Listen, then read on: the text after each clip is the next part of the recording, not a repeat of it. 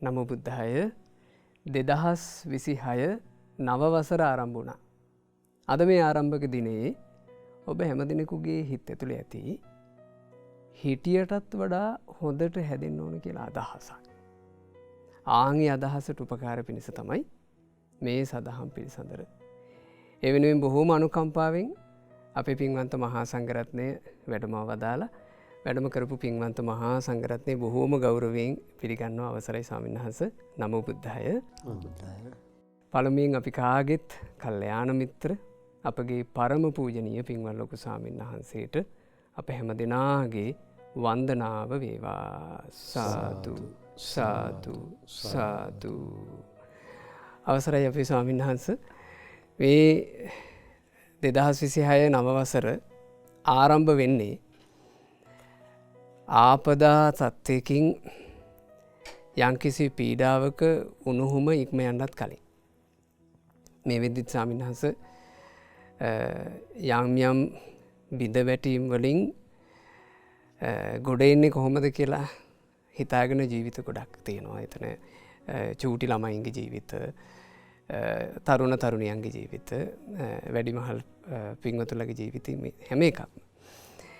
එක පැත්තක් ස්වාමීන් වහන්සේ මේ දරුවෝ ඉගෙන ගනිමින් හිටපු දුල පුතාලගේ සමහරවට එයාලා බොහෝම ආදරින් තමන් ලියාගත්ත සටහන් පොත්, තමන් සමහරට පාඩම් කරන්න පහසුවට හදාගත්ත නෝට්ස් ඒව සම්පූර්ණයෙන් හොයාගන්නව නැති වෙන්න විනාශ වෙලා.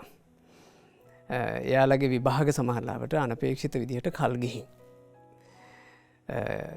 දැන් කැම්පස් අධ්‍යාපනය ලබන දූල පුතාලා ගත්තොත් එimhe යාලා වර්ෂ ටික සම්පූර්ණ කරමින් හිටියේ.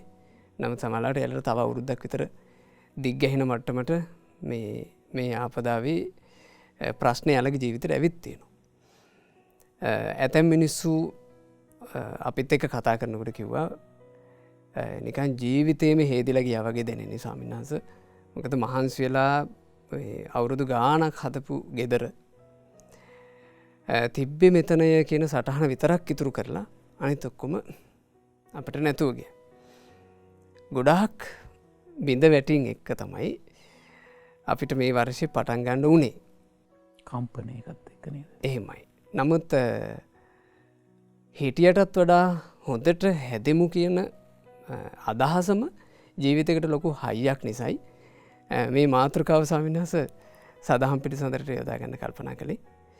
බිඳ වැටිච්චි ජීවිතවලට නැගිටින්න වටින අවවාදයක් එක්ක ස්වාමීන් වහන්සේ අපි සදහම් පිළිසඳර ආරම්භ කරමු. මම උදිතානන්ද සංසයට බොහෝම ගෞරවයෙන් ආරාධනා කරනවා. මටත් ගොඩක් මේ දවස්වල මම හිටියේ නුවරනේ හිටියේ. එහෙමයි. එතකොට සිද්ධි වෙච්ච ආසන්න ප්‍රදේශ ගොඩක් තිබ්බා. අපි ගොඩක් අසපුවට සම්බන්ධ වෙච්ච අයට පවා දරාගන්න අමාරුයි. මගේ සමහරය කතා කරලත් ඇහුවා මෙහෙම කිසි දෙයක් කල්පනා වෙන්නේ නැහැ කියලා. ඒ සමහරට අපිට ගොඩක් අයට ඒක සංවේදී වෙන්නේ නැහැ. අපි පැවිදි අය නිසා අපි එච්චර ඒ කාලේ වකවානුවේ ඇවිද්දපු නැති නිසා. සමහර අය අර කඩාගෙන ගිය මහ පොළොව මැදින් ඇවිල්ලා තියෙන්නේ. සමහරට මහවැලි ගඟේ ජලකඳ දැක ඇවිල්ලා තියෙන්නේ. ඒකත් ඒගොල්ලන්ගේ හිතවලට වැදිච්ච ප්‍රමාණය වැඩි. මං ඊට පස්සේ අසපුවට නිතරම එන කට්ටිය මං කිව්වා ඔය වෙනස් වීම දරාගන්න, ඒ වෙනස් වෙනවා කියන සංඥාව අපේ හිතට ගියපු ප්‍රමාණය අඩුකම තමයි කොහෙ තියෙන්නේ. නැද්ද? උපන් ශරීරයේ කෙස් සිදෙනවා, හැමරෙලට වැටෙනවා කියන කාරණේ පුදුම වෙන කාරණාවක් නෙවෙයි. පුදුම වෙන්න ඕන කෙස් සිදෙන්නේ නැත්නම්. නැද්ද? පුදුම වෙන්න ඕන හැමරෙලි වැටෙන්නේ නැත්නම්. ඒ වගේ තමයි මේ මහ පොළොව කඩන් යන්නේ නැත්නම් තමයි පුදුම වෙන්න ඕන. ඒ වගේ මේ ජලය මේ වගේ මෙහි වගේ සිද්ධි වලින් මේ වේගෙන් ගසාගෙන යන්නේ නැත්නම් තමයි පුදුම වෙන්න ඕන. ඔක තමයි ජලයේ ඇත්ත ස්වභාවය. මං කෝ දැන් තමයි මං කෝ මේ සතර මහා ධාතු හතරේ ඇත්ත ස්වභාවයට අපි මුණ දෙන්නේ. මං කෝ ඒ නිසයි බුදුරු දේශනා කරන්නේ සබ්බේ සංඛාරා අනිච්ච. පිරිනිවන් මංචකේ වැඩ සිටිද්දිත් අන්තිම වචනේ ඕකනේ. මේ සියලු සංස්කාර වෙනසිනවා. කොච්චර ලස්සන අරුත්බර වචනයක්ද බලන්න. දෙව් මිනිස් ලෝකයාටම කියන අන්තිම වචනේනේ. ඒ කොච්චර දේවල් තියෙනවද? ඒතර මේ වචනේ තුල අපි පය ගහලා ඉන්න මහ පොළොවත් අයිති. ඒ වචනය තුළ මේ මහ පොළොව ඇසුරු කරගත්තු ජලයත් අයිති. ওই වචනය තුළ මේ අපි ඇසුරු කරන අවකාශයේ තියෙන වාතෙත් අයිති. රස්නෙත් අයිති. ශරීරෙත් අයිති. අපේ හිතත් අයිති. මේ හැම තිස්සෙම අපි මේ සිද්ධියට ලක් වෙනවා. ලක් වෙලා එක්කෝ අපි අඬනවා, දොඩනවා, එක්කෝ එකකින් ඉක්මනටම අපි මිදෙන්න මහන්සි කරගෙන වෙන මොකක් හරි ප්‍රශ්නයක් දාගන්නව ඇරෙන්න. මේක තමයි මේක ඇත්ත කියලා අපි හිතන්නේ නැති තාක්කල් අපිට මේ වෙනස් වීමට මම හිතනවා ලීසියෙන් මුහුණ දෙන්න අපිට බෑ. කල්පනා කරලා බලන්න විතර බුදුරජාණන් වහන්සේ කාලේ පවා මේ සිද්ධි ඕන තරම් වෙලා තියෙනවා. හැබැයි මිනිස්සුන්ගේ ස්වභාවයක් තිබිලා තියෙනවා. දැන් අද වගේ ගොඩක් අයට මේක දරා ගන්න එක හේතුවක් තමයි මදි වෙන්න. මේ හිතවල තියෙන චිත්ත බලය මදි. මිනිස්සුන්ගේ කරුණා මෛත්‍රියත් මදිනේ. මුදිතා උපේක්ෂායි ගුණධර්මත් මදි. සාමාන්‍යයෙන් අපේ හිතේ යම් නොවැඩුණු බව, ගුණයන්ගෙන් නොවැඩුණු බව ප්‍රශ්නයක් දරා ගන්න අපිට මේ අමාරු වෙනවා. අද ගොඩක් සමහරලාට මේ සමාජ ගොඩක් අයට වෙන්නේ ඒක තමයි. දැන් මට මතකයි මම වැලිමඩ ඔය කටින පිංගමට ඔය නොවැම්බර් මාසේ මුල හරිය ගියා. නුවර ඉඳන් ඔය රාගම ඔය පාරවල් හරහා ලස්සන අපිට හිතා ගන්න බෑ හිත වන්මත් වෙනවා. එහෙමයි. එච්චර ලස්සනයි. දැන් බලන්න සියලු පාරවල් බිඳිලා ඇත්තට මේක තමයි මහ පොළොවේ ස්වභාවය. ඒ නිසා අපි මම හිතන මේ අලුත් අවුරුද්දේ දෙන්න තියෙන ලොකුම පණිවිඩය අද ඉඳන් පටන් ගන්න. මේ වෙනස් වෙන දේ වෙනස් වෙනවා කියලා හැමතිස්සෙම පොඩ්ඩක් උදේ හවස කල්පනා කරන්න. අන්නේ කල්පනාව අපි ඇති කරගත්තොත් අපිට හිතින් ප්‍රශ්න ඕන ප්‍රශ්නයක් අතාරින්න පුළුවන් අපිට. ඒකයි බුදුරජාණන් වහන්සේ වේලාම සූත්‍රයේ මහත් ඵල මහා නිසංසම දේ විදිහට දේශනා කළේ කොහොමද? අනිත්‍ය සංඥාව. අනිත්‍ය සංඥාව තේරුම් ගන්න අපේ හිතවල තියෙන කුසල් පිරෙන්නේ. අඩු ගන්න තියෙන කුසලයේ හරි රැඳලා ඉන්න පුළුවන් අපිට. එහෙමයි. ඒක සාපේසනස සිහිපත් කරන්නේ මේ වෙලාවේ අනිත්‍ය වීම තේරුම් අරගෙන හිතට හයිය ගන්න කියන එක තමයි නිසා. හරි. වෙනස් වීම කියන එක හැමතිස්සෙම තේරුම් ගන්න පොඩ්ඩක් මේ ලෝකෙ දිහා හිතන්න. වෙනස් වීම කියන එක Tamanට පුළුවන් ප්‍රමාණය. මේ වෙනස් වීම ගැන හැමදාම උදේ හවස ඩිංග මේ හිතට කොඳුර කියලා දෙන්න. පොඩි ළමයෙකුට Tamanට වඩා බාල කෙනෙකුට සමහරලාට වැඩි හිටියයට අපි ඇඩ්වයිස් දෙන්න යනෝනේ ලෝකෙට. ඒ වගේම අපේ හිතටත් අපි මේක කියා ගන්න ඕනේ. ඒකට තමයි බුදුරජාණන් වහන්සේ ලස්සන වචනයක් පාවිච්චි කළා යෝනිසෝ මනසිකාරය. මේ චිත්ත දියුණුවට අපි හිතේ ඇති කරගන්න වැදගත්ම තැන තමයි බුදුරජාණන් වහන්සේ දකින්නේ යෝනිසෝ මනසිකාරය තරම් වෙන මොකුත් මම දකින්නේ නැහැ කියන. ඒ කියන්නේ ඇත්ත ඇති සැටියෙන් පොඩ්ඩක් තීරුම් කරලා දෙන ස්වභාවය. එහෙමයි. ඒක තමන්ගේ හිතට යෝජනා කරගන්න ඕන කාරණාවක්.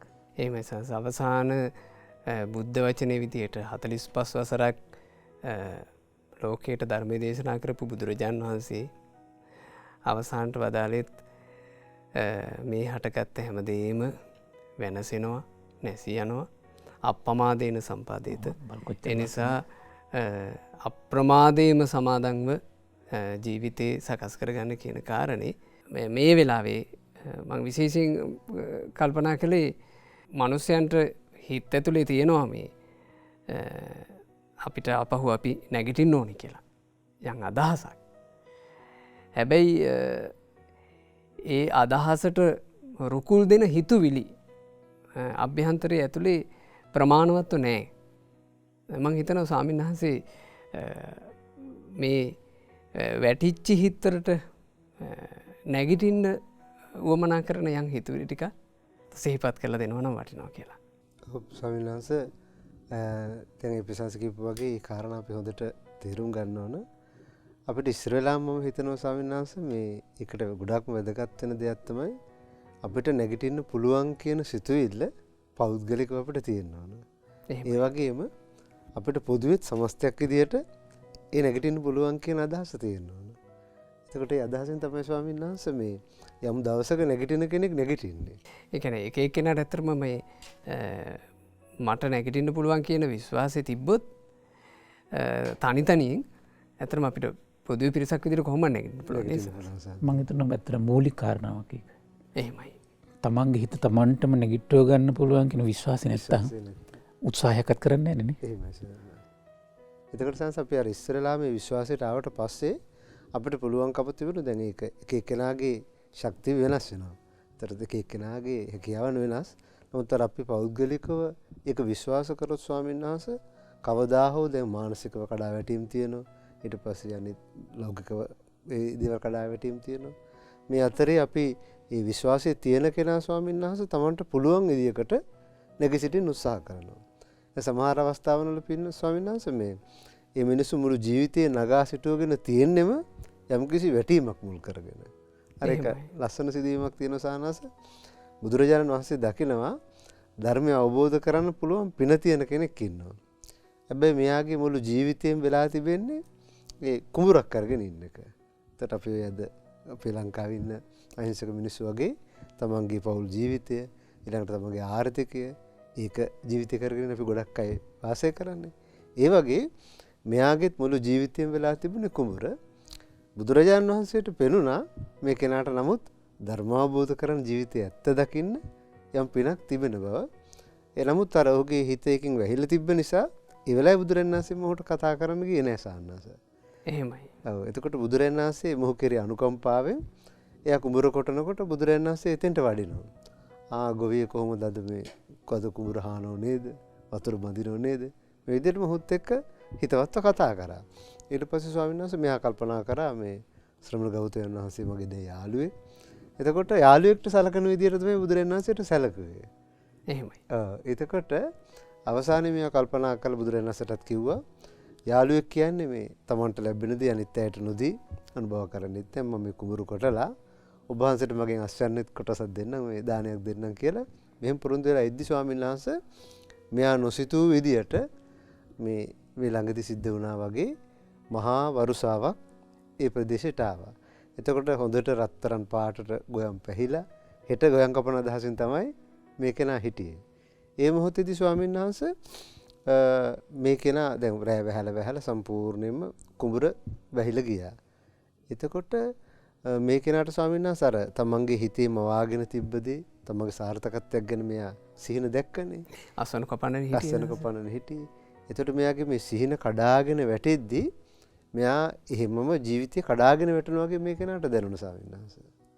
එතකොට කතා කරගන්න බැරුව කර කියා ගන්න දෙයක් නැතුව ඒ ලොකු සිහිනයක හිටියන්නේ. මෙයා ගෙදරට ගිහිල්ලා ඉතින් ඇඳට වෙලා කන්නෙත් නැතුව බොන්නෙත් නැතුව මෙහෙම ඊටාම දුකසේ හිටියා. අන්න බුදුරජාණන් වහන්සේ දැක්කා දැන් තමයි මෙයාට මේ ජීවිතය ඇත්ත තේරුම් ගන්න වෙලාව. ජීවිතේ සැබෑම නැගී සිටීමට වෙලාව දැන් ඇවිල්ලා තියෙන බව බුදුරජාණන් වහන්සේ දැක්ක ස්වාමීන් වහන්සේ. ඊට පස්සේ බුදුරජාණන් වහන්සේ මෙතෙන්ට ආවට පස්සේ ගෙදරට ආවම ආසනෙ පන බුදුරජාණන් වහන්සේ කතා කරා මෙයා. මෙයා තමන්ගේ දුක කිව්ව ඉස්සර වෙලා මම මෙහෙම හිතාගෙන හිටියේ ඔබ වහන්සේට දෙන්න. නමුත් මට කිසි දෙයක් කරගන්න බැරි වුණා. එහෙම කියලා කිව්වා. අනේ වෙලාවේ පින්න ස්වාමීන් වහන්සේ මේ අපගේ බුදුරජාණන් වහන්සේ ඔහු කෙරේ අනුකම්පාවෙන් මේ ලෝක ස්වභාවය ඒ කෙනාට දේශනා කරා. ඉතින් බලන්න ස්වාමීන් වහන්සේ තමන්ගේ හිත හොඳටම වැටිලා තිබ්බ අවස්ථාව. ඒ වෙලාවේ මේ ජීවිතය ඇත්ත දැකලා මේ ජීවිතේ නැගී සිටිය කියන්නේ ඒ කෙනා සසරෙන් ඈතර වෙන ස්වභාවයට සෝතාපන්න වුණා.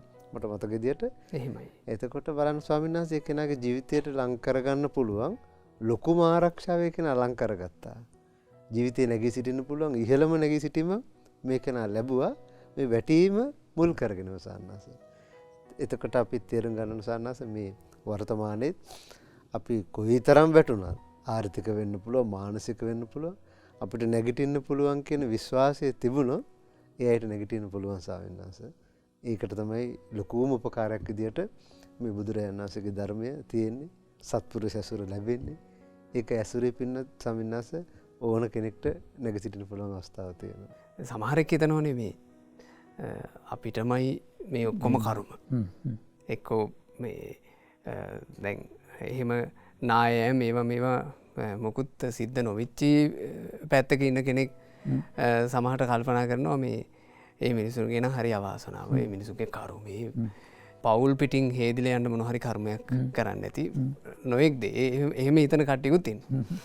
ඒ අස්සේ තමන් සම්බන්ධයෙන් ලොකු ශෝකයකින්නවා මේ අපි හරි අවාසනාවන්ත මිනිසු අපි හරි කරුමක් කර මිනිසු කළ නමුත් මේ කතාවෙන් තේරෙන සයින්හස මේ ව්‍යසන කියන ඒවා එක යුගයකට අයිතිත් නෑ. ඒක අර මේ ලෝකයේ තියෙන ස්වභාවයක් කියලා නේ සංස. මේක තේරුම් ගන්න එකත් මං හිතන්නේ කෙනෙකුට හිත නගා හිටව ගන්න ලොකු හයි. මට කතාවත් එක ලස්සන කරුණක් ඔළුවට ගියා. දැන් මේ තාත්තගේ සිද්ධිය වෙනකොට තාත්තා ජීවිතේට වටිනවද ලං කරන් ඉඳලා තියෙන්නේ. සත්පුරුෂ ඇසුරක යාළුවෙක් විදියට හරි ඉඳලා තියෙනවා. එහෙමයි. නැද්ද? සමහරට ඇසුර නොලැබී තිබ්බා නම් සමහරට ප්‍රශ්න කියලා හිත නිවා ගන්න ක්‍රමයක් නැහැ.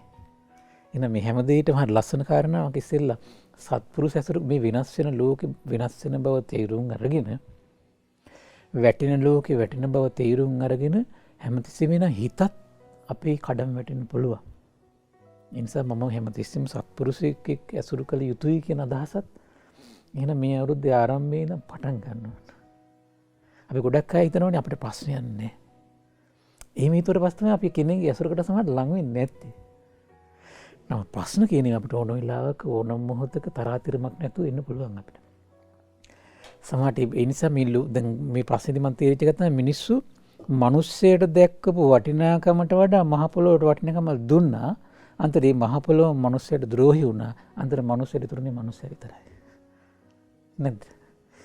දකුණේ මම දැක්ක ලොරි පිටින් එනවා. ඇවිල්ලා මිනිස්සුන්ට උදව් කරලා යනවා. සමහර මිනිස්සු මිනිස්සු ගැන හිතන්නෙත් නැතුව මහ පොළොවට ජලයට භෞතික දෙයට වටිනාකමක් දෙදී හිටියා. අන්තර නොහිතු වෙලාවක ඒ ද්‍රෝහි වෙලා ඒගොල්ලන්ගේ ගමන ඒගොල්ලෝ ගියා. අන්තර මිනිස්සයාට දැන් සමහරලාට අල්ලපු ගෙදර අමනාප වෙලා හිටපු පිරිසම තමයි දැන් කොහේ හරි ඉස්කෝලේක එකට බත් මුට්ටිය තම්බගෙන කන්නේ සමහර විට. හැමතිස්සෙම වෙනස ලස්සන ඇසුරක්. සමහරට ධර්මයෙන් වෙන්න පුළුවන්. සමහරලාට ප්‍රශ්නයක් වෙච්ච වෙලාවට පොඩි සුහද කතාවක යෙදෙන්න පුළුවන්.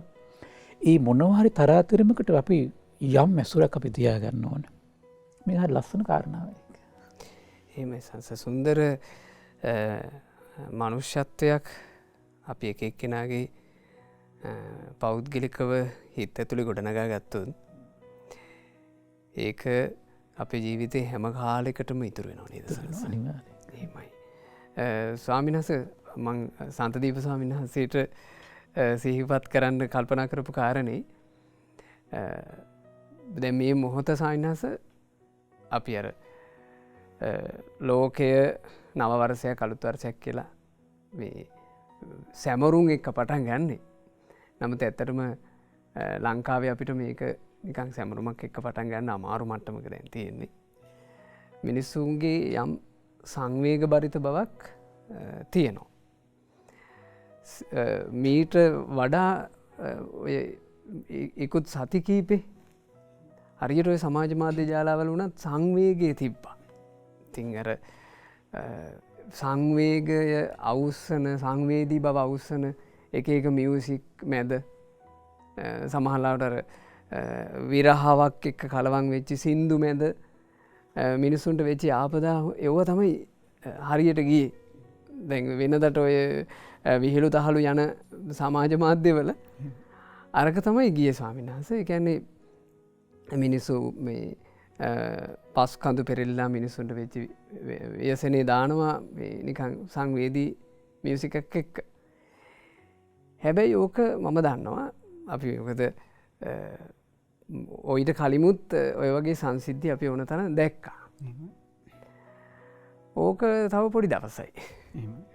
ඊට පස්සේ සයින්නස ආයේ ගුණාත්මක දියුණුවක් එක්ක නෙමේ ජීවිතේ එතනින් එහාට යන්නේ. ආයේ නිකන් හිටියටත් වඩා නිකන් නරාවලකට වැටෙනවා වගේ මට්ටමක් තමයි ආයෙත් වෙන්නේ. දැන් අපේ ස්වාමීන් වහන්සේ සිහි කරපු කාරණාවේ ඒ සිද්ධියේ තිබුණා වැටුණට පස්සේ සාර්ථක නැගී හිටීමක්. දැන් මේ වැටිච්ච මොහොතන්නේ ස්වාමීන් වහන්සේ හොඳ මේ අවස්ථාවක් කියලා මට හිතෙනවා සාර්ථක නැගී හිටීමකට. ඒ උදැසයි ස්වාමීන් වහන්සේ කාරණාවක් සිහිපත් කරමු. එහෙමයි සංස. දැන් අපේ බුදුරජාණන් වහන්සේ අපේ ජීවිතය ගැන ලස්සනට කියලා දුන්නානේ. ඉතින් බුදුරජාණන් වහන්සේගේ ලස්සන බුද්ධ වචනයක් තියෙනවා නේද පින්වත් ස්වාමීන් වහන්සේ? සුඛකාමානි භූතානි. ඒ කිව්වේ සියලුම සත්වයෝ සැප කැමති. සැපයට කැමති. හැබැයි සැපයට කැමති වුණාට ලෝකයේ මේ සත්වයන් මෝන දින කරුණු කාරණා රාශියක් මුල් කරගෙන මේ හිත දුකින් වෙලා ගන්නවා. ඒ ප්‍රධාන වශයෙන් ජීවිතයට අප්‍රිය අමනාපද එකතු වුණාට පස්සේ දුක හට ගන්නවා. එහෙමයි. ඊළඟට ප්‍රියමනාපදයෙන් වෙන් වෙනවා. දුක හට ගන්නවා. ඔය කරුණු දෙක මුල් කරගෙන මේ උපන් සත්‍යයා අනන්ත අප්‍රමාණ දුකකට පත් වෙනවා. කරුණු දෙකක් මුල් කරගෙන මොකක්ද? ප්‍රියමනාපදයෙන් වෙන් වෙනවා. අප්‍රියමනාපදී එකතු වෙනවා. දැන් බලන්න පහුගිය කාලේ පුරාවටම ওই කාරණා දෙක නුනේ. තමන් ආස කරපු ප්‍රියමනාපදී වල වෙන් වෙලා ගියා. ඊළඟට අප්‍රිය අමනාපදී එකතු වුණා. මේ මුළු වෙච්චි සිද්ධියම ඔය විදිහට කිව්ව එක නේද? සාරාංශය ඒක. එහෙමයි. නේද? ඉතින් අපේ බුදුරජාණන් වහන්සේ දේශනා කළා ඔන්න ඉන්නවා කියනවා මේ සැපේට කැමති සත්වයෝ. ඉතින් ඒගොල්ලෝ හිතනවා කියනවා අනේ අපේ ජීවිතේ දුක පැමිණෙන්න එපා. අනේ අපේ ජීවිතේ සැපයෙන් පැමිණීම කියලා ඒගොල්ලෝ ප්‍රාර්ථනා කරලා ඒක එහෙම වෙන්නේ නැති එක. දැන් ඒකෙදි බුදුරජාණන් වහන්සේ දේශනා කළා තථාගතයන් වහන්සේලා පහළ වුණත් පහළ වුණේ නැතත් දුක කියන එක මේ ලෝකේ තියෙන එකක්. ඒ කියන්නේ ජරාවට පත්වීම, වයසට යෑම, මරණය, ප්‍රේමනාපදයෙන් වෙන්වීම, අප්‍රියමනාපද එකතු වීම, ඒතර කැමැති දේ ලැබීම, ඒක භාග්‍යතුන් වහන්සේ නමක් ලෝකේ පහළ වුණත් පහළ වුණේ නැතත් ඒක මේ ලෝකේ තියෙන එකක්. ඉතින් බුදුරජාණන් වහන්සේ පහළ වුණත් නැතත් මේ ව්‍යසන විපත්ති කරදර ඒවා ඒ ආකාරයෙන්ම තියෙනවා. නමුත් බුදුරජාණන් වහන්සේ නමක් පහළ වෙන්නේ ඇයි? දැන් අප්‍රිය අමනාප දේවල් සමග එකතු වෙනකොට ප්‍රියමනාපදයෙන් වෙන් වෙනකොට අපිට සාමාන්‍ය මොකක්ද වෙන්නේ? දැන් මේ වර්තමාන උනේ මොකද්ද? අපේ ස්වාමීන් වහන්සේ කිව්වේ දැන් නුවරට පිරිස ආවා. විරඳ වගේ hina වෙලා සතුටු දහම් පිරිසඳරක් කරන්න නෙමෙයි න්යාය. දුක කියලා හිත සනස ගන්න. එහෙමයි. කියන්නේ මේ හිත දුකෙන් වෙලා ගත්තට පස්සේ දැන් අපේ ස්වාමීන් වහන්සේ ඊළඟට මතක් කළා. දැන් අර බ්‍රාහ්මණයා අච්චර දුකකටපත් වුණාට පස්සේ පිට වෙන්න භාග්‍යතුන් වහන්සේ ආවා. එහෙමයි. දැන් බලන්න සත්පුරුෂ ඇසුරේ තියෙන වටිනාකම. එහෙමයි. දැන් අර නුවර පැත්තේ මිනිස්සු ටික අපේ ස්වාමීන් වහන්සේ කියව කතාවත් එක්ක ඒ මිනිස්සුන්ට ධර්මයක් ඇහිලා තියෙන නිසා ඒ මිනිස්සුන්ට හිතුණ මට මෙතෙන්ට ගියොත් යන්තම් හරි මේ ප්‍රශ්නෙට පිටක් තියෙයි. සහනයක්. මගේ හිතේ දැනසිල්ලක් තියෙයි. එහෙමයි. අන්න සත්පුරුෂය හොයාගෙන ආවා.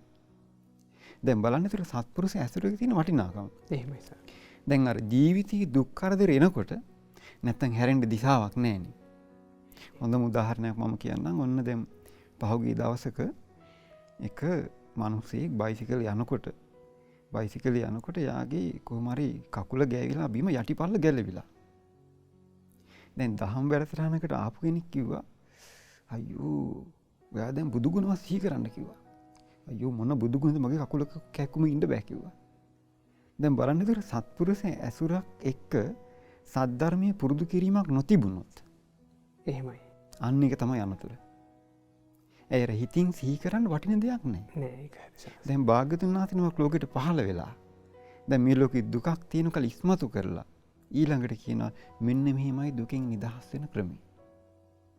දැන් මේ සිදුවීම් වලදී අපේ ස්වාමීන් වහන්සේ කිව්වා දැන් ගොඩක් අය දුක් විඳිනවා.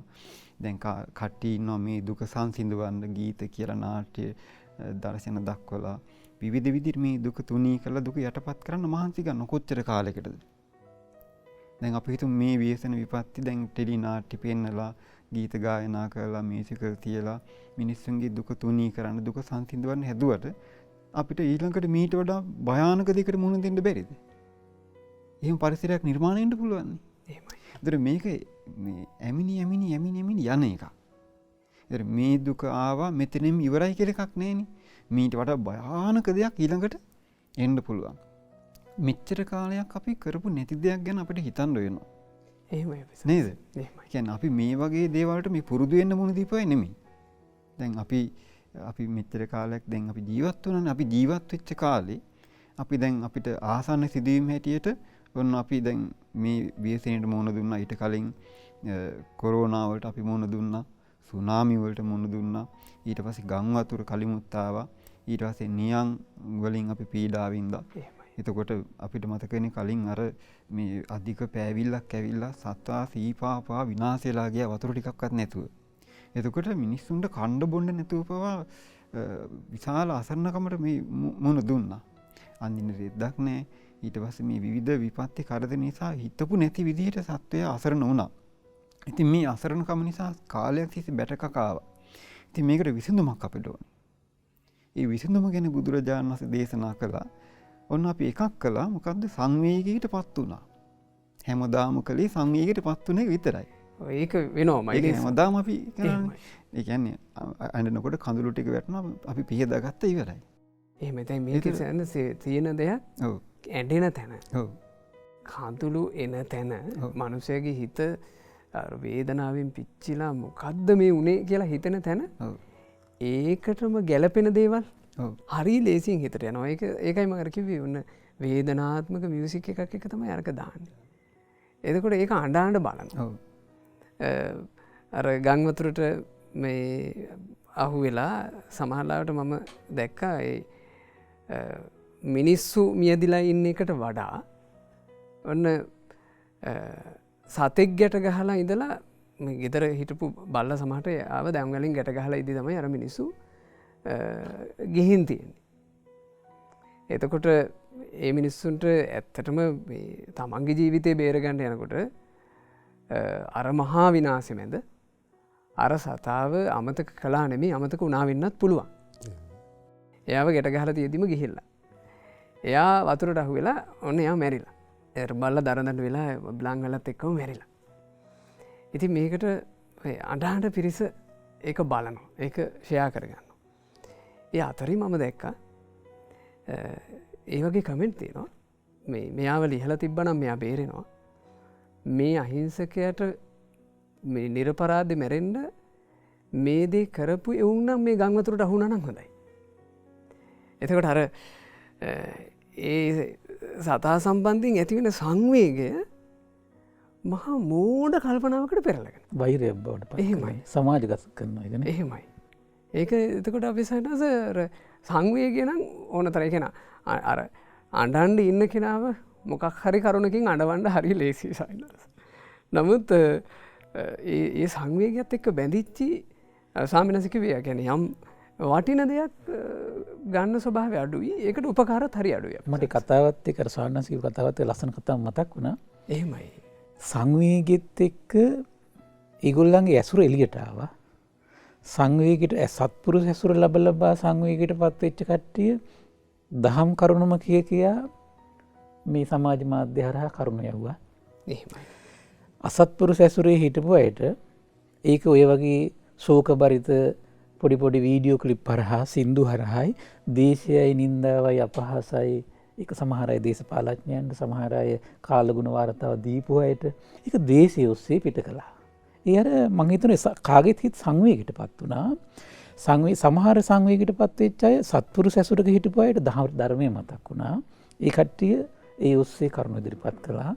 අසත්පුරු සැසුරේ හිටපු කට්ටිය අර ආකාර දෙක ඔස්සේ කරුණු විග්‍රහ කළා. බලන්න එතනදි මුල්ුණේ ඇසුර. ඇසුර වෙනස ප්‍රකට වුණා. අනිත් එක තමයි ස්වාමීන් වහන්සේ දැන් සංවේගයකට පත් වෙන්න කලින් අපිට ඒකට මුලින් එනෝනේ සංවේදී බව. එහෙමයි.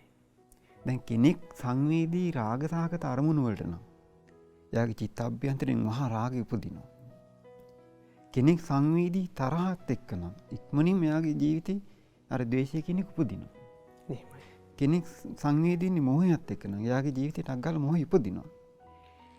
එතකොට කෙනෙක් ධර්මයටත් ඒ වගේ සංවේදී වෙන්නේ නැද්ද? ධර්මයට ආස කරන කෙනා ඉක්මනට ධර්මයට සංවේදී වෙනවා. සත්පුරුෂයන්ට සංවේදී වෙනවා. නේද? ඒ නිසානේ සත්පුරුෂ හොයාගෙන ආවේ. එහෙමයි. සැතරම අද දැන් මේ සදහම් පිළිසඳර මේ එක් එකතු වෙන පින්වතුන්ලත් යම් දහම ඇසුරකට ඊළඟට සත්පුරු ශාස්ත්‍රයකට අපිට අපේ ජීවිතයේ මේ එළඹිච්ච අලුත් වර්ෂයට අපේ ස්වාමීන් වහන්සේලා වටින දෙයක් අපිට දේවි කියන අදහසත් එක්ක තමයි අනිවාර්යයෙන් ඒක ඒ වටිනා දෙයක් තමයි අපි දැන් අපි කියාගෙන ආවේ. එහෙමයි. ඒකට අපිට දෙවෙනි කොටස කියන්න බැරි වුණානේ තාම. එහෙමයි. ඒකෙදී අපි කිව්වේ දැන් සංවේගයට පත්වීම කියලා කියන්නේ විශේෂ අවස්ථාවක් මේ මනුස්ස ජීවිතේ. එහෙමයි. ඒ හේතුව දැන් කාමයෙන් මත් වෙලා රාගයෙන් මත් වෙලා අකුසලයේ බැහැගෙන ඉන්න කෙනෙකුට ජීවිතය ඇත්ත ගැන කිව්වට එකපාරම යට තේරෙන්නේ නැහැ. එහෙමයි. නේද ස්වාමීන් වහන්සේ? අනිවාර්යයෙන්. එහෙම කිව්වට අපි ධර්මයේ කිව්වට එකපාරම ඔලුවට යන්නේ. දැන් මේ සංවේගීටපත් වුණාට පස්සේ අනේ අපිට මෙහෙමුනේ ඇයි? ඇයි අපිට මෙහෙම වුණේ කියලා දැන් මෙයාගේ හිත තුළින්ම සත්‍ය විමසන්න යම්කිසි නිදහස් පරිසරයක් හැදෙනවා. අන්න එතනදී සත්පුරුෂයෙක් එකතු වුණොත් සද්ධර්මයක් එකතු වුණොත් අන්න ජීවිතය වෙනස් වෙනවා. එයා තුළ තියෙන්න ඕනේ ජීවිතය උපතින්ම ගෙනාවු කරුණු කීපයක්. එකක් තමයි පිනත් එක්ක එයාට හිතන්න පුළුවන් හැකියාව. යෝනිසෝ මනසිකාරය තියෙන්න ඕනේ. දැන් පටාචාරාව මහා දුකක් එක්ක භාග්‍යවතුන් වහන්සේ සොයාගෙන ආවා. ඒ කියන්නේ සොයාගෙන ආවා කියන්නේ කොහොම හරි භාග්‍යවතුන් වහන්සේ ළඟට එන්න කරුණු යෙදුණා. එහෙමයි. ඒක ඉතින් පින නේද? ඒක පින. ඒක පින. එහෙමයි. කිසాగෞතමීට භාග්‍යවතුන් වහන්සේ ළඟට එන්න කරුණු යෙදුණා. හැබැයි ඒගොල්ලෝ සසරේ අර ධර්මයේ පුරුදු කරපු නිසා සත්පුරුෂය ඇසුරත් එක්ක සත්පුරුෂයන් වහන්සේගෙන් ආපු අර ධර්ම කාරණාවත් එක්ක හිතන්න පටන් ගත්තනේ. දැන් පටාචාරා මේ ආපු සංසාර ගමනේ අම්මා වෙනුවෙන් තාත්තා වෙනුවෙන් සහෝදර සහෝදරියෝ වෙනුවෙන් අඬාපු කඳුළු සතර මහා සාගරී ජලයට වඩා වැඩි. මේ ආපු සංසාර ගමනේ අම්මා කෙනෙක්ගෙන් තාත්තා කෙනෙක්ගෙන් සහෝදර සහෝදරියකින් එහෙම පිටක් නැහැ. දැන් මෙහෙම කියද්දි පටාචාරට සිහි ඉපදුනානේ. ඒතර මේකේ ඊළඟ කාරණාව තමයි ස්වාමීන් වහන්සේ සංවේගයට පත් යුතු තැන සංවේගයට පත් වෙලා නුවණින් විමසීමක් කියලා එකක් කරන්න ඕනේ. එතනදි තමයි අපේ ස්වාමීන් වහන්සේ අර ධර්ම සාකච්ඡා ආරම්භයේදීම ගත්ත මේක අනිත්‍ය ගැන අපිට මෙනෙහි කිරීම මේ අවස්ථාවේ වැදගත් එකක්. වෙනස් වෙලා යන දේ වෙනස් වෙලා යනවා කියන දැනීම වැදගත් එකක්. ඉතින් මේ ඔස්සේ අපිට තේරුම් ගන්න තියෙන ප්‍රධාන වශයෙන් කරුණු තුනක්නේ. එකක් තමයි අනිත්‍ය, ඊළඟ එක තමයි දුක, ඊළඟ එක තමයි අනාත්මය. ත්‍රිලක්ෂණය. ඒතර මේක එක එක වචන වලින් එක එක විස්තර වලින් අපිට හිතට කොහොම හරි කාවද්ද ගන්න ඕන. දැන් අපේ භාග්‍යවතුන් වහන්සේ දුක ගැන විස්තර කරා කියන අප්‍රමාණ අකුරු වලින්, අප්‍රමාණ වචන වලින්, අප්‍රමාණ විග්‍රහ වලින් ආර්ය සත්‍ය විස්තර කරා. ඉතින් ඒ ඔස්සේ තථාගතයන් වහන්සේට පැහැදුනොත් මේ වෙලාවේ අපේ ජීවිතේ ලොකු පිහිටක් පිළිසරණක් හදාගන්න පුළුවන්. ඉතින් ඒ නිසා අපි සංවේගයටපත් යුතු තැන සංවේගයටපත් විය යුතුයි. ඊට පස්සේ නුවණින් සැලකීමත් ඒ සමගම කළ යුතුයි. එහෙමයි සංස. දැන් මට සිහිපත් වුණේ බුද්ධ වචනේ තියෙනවා. යම් කිසි කෙනෙකුට භෝග ව්‍යසනයක් වෙනකොට ඒක හිතෙන්න පුළුවන් මහා ව්‍යසනය කියලා. ඥාති ව්‍යසනයක් වෙනකොට හිතෙන්න පුළුවන් ඒක මහා ව්‍යසනය කියලා. හැබැයි බුදුරජාණන් වහන්සේ දේශනා කළා ඒක අප්පමත්තිකා. ඒක බොහොම පොඩි ව්‍යසනයක්. ප්‍රඥාව විනාශ වෙලා යන තැන තමයි මහා ව්‍යසනය කිව්වේ නේ සංස. එතකොට ඕන ව්‍යසනයක් මැද Tamanට ප්‍රඥාවන්තෝ ජීවිතේ බලන්න පුළුවන්කම ලැබුණොත් එහෙම ඒකම එයාගේ ජීවිතයට ලොකු ආශිර්වාදයක් කරගන්න පුළුවන්කම ලැබෙනවා. මොකද බුදුරජාණන් වහන්සේ එක තැනක දේශනා කරන්නේ සංස යේන හි මඤ්ඤන්ති යම් විදිහකට ජීවිතේ හිතාගෙන ඉන්නවද තතවතං හෝති අඤ්ඤතා ඒ හිතාගෙන පතාගෙන බලාපොරොත්තු තියාගෙන සිහින ගොඩනගාගෙන ඉන්න එකට හාත්පස වෙනස් දේ මේ ජීවිතය තුළ සිදුවිය හැකි. ඒතා දිසෝ විනා භවෝ. මොකද මේ ලෝකය වෙනස්වීම මත තියෙන එක. මේ ලෝකයේ වෙනස්වීම උරුම කරගත්ත එක. පස්ස ලෝකස්ස පරියායන්. ලෝකය මෙබඳු දෙයක් බව නුවණින් දකින්න. තර බුදුරජාණන් වහන්සේ එතන ඉස්මතු කළ විමසන්නස නුවණ. ඒ කියන්නේ අර ඔක්කොම විනාශ මැද අපිට ප්‍රඥාව ඇති කරගන්න පුළුවන් වුණොත් බාහිර දේ විනාශ වී ගිහින් හැබැයි අපිට කිසි විනාශයක් වෙලා නැහැ. මොකද අපි ඒ තුලින් ප්‍රඥාව ඇති කරගත්තා නේද? අනිවාර්යයෙන්. මොකද ඒකට හේතුව බාහිර දේ ස්වභාවය විනාශ වෙන එක. එහෙමයි. කොහොමත් ඒක අපි දුස්සීලව යෙදී හිව්වත් සීලවන්තව හිව්වත් ඒ දේ විනාශ වෙනවා. සීලවන්තව හිව්වොත් සීල විතරක්වත් ඉතුරු වෙනවා. නැද්ද? මෛත්‍රියෙන් ඒ දේවල් හිව්වත් තරහෙන් ඒ දේවල් හිව්වත් ඒවා විනාශ වෙනවා. හැබැයි මෛත්‍රියෙන් හිව්වොත් අපිට මෛත්‍රිය අන්තිමට ඉතුරු වෙනවා. නැද්ද? එතකොට අර කිව්ව ලස්සන කාරණේ තමයි මේ භෝග අපිට විනාශ වීම පුංචි විනාශයක්. මොකද ඒක අවුරුදු 25කට විතරක් අපිට බලපාන එකක් ඒක. දැන් උතන අවුරුදු 50 60 කට්ටිය ඇතිනේ. තව සමහරට අවුරුදු 10ක් ජීවත් වෙයි. ඔය විනාශයේ පීඩාව තව අවුරුදු 10යි. නැද්ද? මේ භෞතික දේවල් වල විනාශය අපිට දැනෙන්නේ අවුරුදු 10යි. මට නම් තව උපරිම තව 14ක් ඉතියි සමහර විට. දැන් 46යි. හරිද? එතකොට නමුත් අපිට ප්‍රඥාව වෙනසලා ගියොත් ඔය හැම තැනකම තියෙන තරහනේ. ඔය ප්‍රඥාව වෙනසුනොත් ඔය හැම තැනකම ඉතුරු වෙන ඉරිසියාවනේ. ඔය හැම තැනකම ඉතුරු වෙන වෛරය. ඔය හැමතැනක විතුරුවෙන පලිගැනීම. ඒ ප්‍රඥා විනාසේ හානිය සංසාරි කල්ප ගානක් අපි දුගතී තියල තියෙනවා. එනිසා ඒ දුක්කස්කන්දය අවුරුදු 10 නෙවෙයි. එනිසා ප්‍රඥාලාභයම ඇතිකරගන්න පුළුවන්නම් මේ සිද්ධිය මුල් කරගෙන මං හිතනවා අපිට ප්‍රඥාව අවදි කරගන්න අපට දීපු ස්වභාව ධර්මයෙන් දීපු අවස්ථාවක් වෙන්න පුළුවන් මේ. අනිත් එක තමයි සංස අපේ ප්‍රඥාවෙන් අග්‍රේසර සාරිපුත්ත මහරහතන් වහන්සේ ජීවිතය ගැන හිතන්න ලස්සන මේ පැතිකඩක් විවර කරලා දුන්නා. ඒක තියෙන මහාත්තිපදම සූත්‍රය. ස්වාමීන් වහන්සේලා මතක ඇති අපේ ධර්ම සේනාධිපති වූ ඇහැරමල් කල්බක් වගේ ලස්සනින් බබලන රන්වන් පාටින් බබලන ප්‍රඥාවෙන් දිලී වැඩ සිටි අපේ සාරිපුත්ත මහරහතන් වහන්සේ එක අවස්ථාවක කියනවා ප්‍රිය ආශ්මතුනි මේ කයේ තියෙනවා පඨවි ධාතුව කියලා එකක්. එනනම් බාහිරත් තියෙනවා පඨවි ධාතුව කියලා එකක්. දැන් කයේ තියෙන පඨවි ධාතුව හැටියට විස්තර කරන්නේ මේකේ සුලොම් නියදත් වගේ දේවල්. එහෙමයි. බාහිර පඨවි ධාතුව මොනවද කියලා අහනවා. ඉතින් මේ ගොඩනැගිලි මහ පොළොව පර්වත. ඒකට සමහර අවස්ථා එනවා කියනවා ආපෝ ධාතුව කිපෙන. දැන් පහුගිය කාලුනේ ගම් වතුර ඇවිල්ලා මහා ගොඩනැගිලි ගහගෙන ගියා. මේ පොළොවේ සමහර මේ පැති එහෙම මේ නාය ගියා. සමහර ගම් තිබුණා කිලෝමීටර් ගණන් ගහගෙන ගිහින් ගෙවල් පිටින්. දැන් මහා බාහිර පඨවි ධාතුව එතකොට විනාශ වෙලා ගියේ නැද්ද? එච්චර බාහිර ධාතුව විනාශ වෙලා යනකොට මේ ඇඟේ තියෙන කෙස් ඩිංගිත් එකට බැඳිලා ලොම් ඩිංගිත් එකට බැඳිලා ඕක මගේ ආත්මය කියලා අල්ලාගෙන ඉන්නේ කාටද කියලා අහනවා. බලන්න හිතන්න කාරණා නෙමෙයි කියලා. නේද? ඊළඟට කියනවා ආයුෂ්මති මේ කයේ තියෙන ආපෝ ධාතු කියන වැగిරෙන දේවල්. පිත සීමාදී දේවල්. බාහිර ආපෝ ධාතු කියන මොනවද? මහා සාගරය කියලා අපි ගමුකෝ. එහෙමයි. නමුත් ස්වාමීන් සාගරේ හිඳිලා ගිහිල්ලා ඇඟිලි පොරුකක් තෙමා ගන්න බැරි තරමට හිඳිලා යන දවසක් එනවා. එහෙම මේකේ මේ ඇඟේ තියෙන හොටු ඩිංගිත් අල්ලගෙන පිත ඩිංගිත් අල්ලගෙන ඕක මගේ ආත්ම කියලා මුලාවෙන් දකින්න එක හරිද කියලා. බලන්න ඒ කාලේ එතකොට ඒ ආගෙන හිටපු අය කොච්චර හිතන්නද නේද? එහෙමයි සයිනස්. ඊළඟට කියනවා මේ ශරීරයෙන් තේජෝ ධාතුව කියලා එකක්. ඇඟේ තියෙන රස්නේ ගතිය. බාහිර තියෙනවා කියන තේජෝ ධාතුව. ඇයි අපි දන්නවා පහුගිය කාලේ කොච්චර දවස් ගණන් මාස ගණන් ගිනි ගත්ත වනන්තර. දැන් කො නිවිලා ගියා. ඒතර මහා ලැබු ගිනි නිවිලා යනවා. ඒ වගේ මහා ගිනි නිවිලා යන එකේ මේ ඇඟේ තියෙන රස්නේ ඩිංගිත්තට ඔක මගේ ආත්මය කියලා අල්ලගෙන ඉන්නේ කාරිද කියලා. ඊළඟට කියනවා ආයුෂ්මතුනි මේ කයේ තියෙන වායු ධාතු කියලා එකක්. ආස්වාස් ප්‍රාස්වාස් ආදී මේ උලං ස්වභාවය.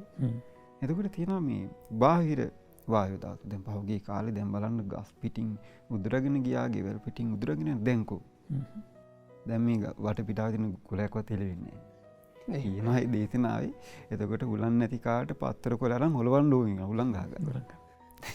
ඉතින් එහෙම එකේ එතකොට එච්චර මේ බාහිර මේ වායු ධාතුවත් විනාශ වෙලා යනවා නම් මේ ඇඟේදී තියෙන උලන් ඩිංගිත්තට බැඳිලා ඔක මගේ ආත්මය කියලා අල්ලගෙන ඉන්නේ හරිද කියලා. දැන් හොඳට හිතන්න කියනවා. මේ පඨවි ආපෝ තේජෝ වායු කියන මේ සතර මහා ධාතු අනිත්‍යයි දුකයි අනාත්මයි. මේ මම නෙවෙයි මගේ නෙවෙයි මගේ ආත්මය නෙවෙයි කියලා හිතන එකේ වාසිය තමයි.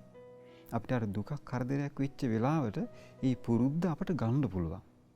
දැන් ওই නාගසේන මහරහතන් වහන්සේගේ මිනිඳ රජුට ප්‍රශ්නයක් ඇවට පස්සේ කියනවා එතකොට ඒක අවස්ථාවක් කියනවා දැන් බඩගින්නක් හැදිච්ච වෙලාවට යා මේ කුඹුරු කොටලා වී වපුරලා ඊට පස්සේ අස්වද්දලා බඩගින්නට මේ කෑම හොයන්න ගියොත් එහෙම ඒක ගැළපෙන එකක් නෙමෙයිනේ. එහෙමයි. ඒක යට කරගන්න පුළුවන් වෙලාවක් නෙමෙයි. සුදුසු වෙලාවක්. යුද්ධයක් ආපු වෙලාවට මේ තකහනියක් ආයුධ හදාගෙන ඒ විදිහට මේ යුද්ධයට සූදානම් ඒක ප්‍රායෝගික නෑනේ. නේද? ඒ වගේ අපේ ජීවිතේට අර්බුදයක් එන වෙලාවට අපිට මේ මොහොතට මූණ දෙන්න අපි ඒකට කලින් මේ ධර්මයේ පුරුදු කරලා තියෙනවා. නැත්තම් මම අර මහත්තයෙක් කියපු කතාව දැන් එයාගේ යටිපල්ල ගැලවිලා ගියා. ධර්මයට ආස කරන කෙනෙක් කිව්වා ඔයා බුදුගුණ සිහි කරන්න කියලා. එයා කිව්වා මොන බුදුගුණ දැන් ඉන්න බෑකෝ වේදනාව කියලා. ඕක තමයි ඇත්ත කතාව. ධර්මයේ සිහි කළ නැති ප්‍රමාදී කියන අන්තිමට ජීවිතේ ප්‍රශ්නේ මෙයට වෙලා යනවා නේද? එහෙමයි සස. දැන් අපේ ස්වාමීන් වහන්සේ මේ කියපු කාරණාව දෙපිරිසක් දෙවිදිහකට ගන්නවා. දැන් කෙනෙක් ඕක ගැන හිතනවා ඇත්තනිතින් ඒ මනුසයගේ යටිපතුල ගැලවිලා තියෙද්දි ඒ මනුසය කොහෙ බුදුගුණ සී කරන්න වෙලාවේ මේ යටි පැතුල ගැලවිච්චි වේදනාවන ඒ වෙලාව තියෙන එයා ඔය පැත්තෙම හිතන ඔය මනුසය කියලා තියෙන ඇත්තන කියලා මොකද එයා ඉන්නෙත් ඒ මනුෂ එතකොට හැබැයි හොඳ දහන් ඇසුරත් තියෙන කෙනෙක්න මේ ජීවිතයේ ස්වභාවය ගැන කියාදීපු බුදුරජාණන් වහස ගැන ඒබඳු මොහොත්තක සිහිකරන එක ඒ හිතකට මොනතරං ආශිර්වාදයද කියලා දන්න ඇ මතකද ඒ කාලේ බ්‍රහක්මණය හිටිය ඒ බ්‍රහක්මණයගේ පුතා මැරිලා ඒ බ්‍රහක්මණයා සොහොන්ටකින් අඩන තින් බුදුරජාණන් වහන්සේ වඩින ගම ඒ බ්‍රහක්මණයට කියාගෙන ගිය බ්‍රහ්මණය ප්‍රියමනාපදීන් දුකනී හටගන්න කියලා දෙ මෙයා ඒක ඇහුවා නමුත් ඒම හිතන්න ගත්ත නෑ ද මෙයා මේක ඔලුවි තියාගෙන මේ ඔහම ඉස්සරහටනකොට කොල්ලු ටිකක් හිටිය මොකරි සූදු ක්‍රීඩාව කර හිටියේ එහෙමයි ඉටස්සේ ඒ සූදු ක්‍රීඩා කරන මිනිසිටක මොකද කිවම ඔලු කහකා නෑ භාගතුන් වහන්සේ මෙහෙම එකක් මොකක්ද කිව්ව මේ ප්‍රියමනාපදයෙන් මේ දුකහට ගන්න කියලකි ඊටස් යාර කොල්ලු ටික හිනාවෙලාකුව පිස්සුදු කියලා හෙවා ප්‍රියමනාපදීන් දුකෑ හැටගන්නේ ප්‍රියමනාපදයෙන් සතුරනික උපදින්නේ දැම් බලන්න අර ස්වාමින්වහන්සේ කිව්වාගේ අර ඒ ගොල්ලෝ ඉන්න මානසිකත්වයේ තුළ තමයි ඒගොල්ලෝ යමක් දකින්නේ. නමුත් මේ ලෝකේ ඇත්ත සත්‍ය මොකද්ද? ප්‍රියමනාප යම් දෙයක් ඇද්ද? ඒ ප්‍රියමනාප දෙපස්සේ තියෙන දුකක්. එහෙම ඒක ප්‍රඥාවට අයිති කාරණාවනේ. මරණ එක ලස්සන නුවණට අයිති කාරණානේ. දැන් ඉස්සෙල්ලම ඕනම දෙයකට බැලූ බැල්මට තේරෙන්නේ ප්‍රියමනාප දෙයෙන් ඇත්තටම සැප තමයි කියලා. බැලූ බැල්මට. එහෙමයි. ප්‍රඥාව අවදි කළ බලත් තමයි තේරෙන්නේ.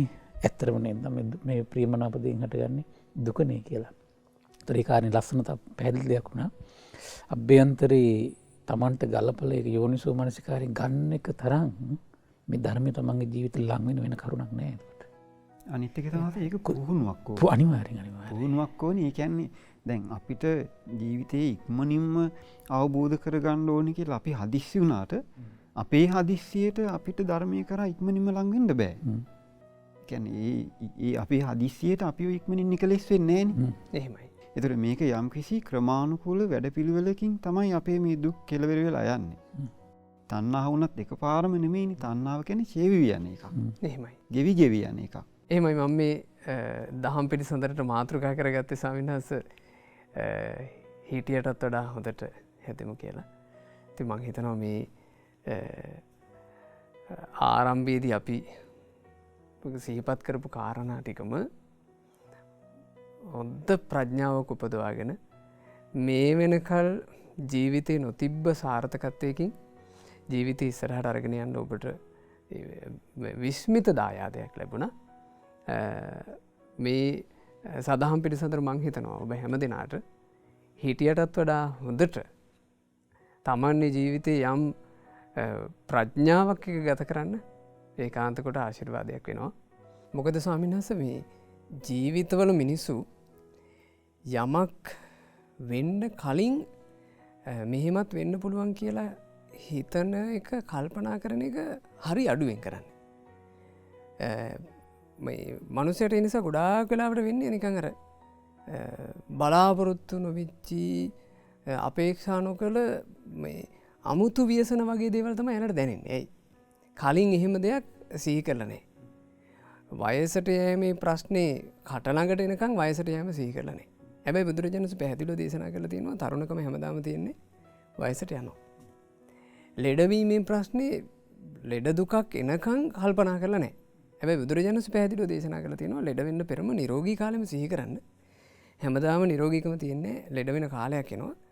ඒ නිසා මේ ලෙඩ දුක් ජීවිතේට එන්න කලින් මං මා උදෙසා යම් පෞද්ගලික ආරක්ෂාවක් රැකවරණය මට ජීවිතේ ධර්මය තුලින් කරගත හැකි දියුණුවක් මං ඉක්මනට කරගත යුතුයි කියලා. ඔය ප්‍රිය අය අහිමිවීම අප්‍රිය අමනාප දේවල් වලට මුහුණ දෙන්න සිදුවීම ඕවත් ඔහොම තමයි සංස. මං මේ මෑතක දැක්ක ස්වාමීන් වහන්සේ මේ සමාජ මාධ්‍යයේ එක තාත්තා කෙනෙක් තමන්ගේ තරුණ දුව බයික් එකේ පිටිපස්සේ තියාගෙන ඒ දුව පන්ති එකතු කරගෙන යද්දී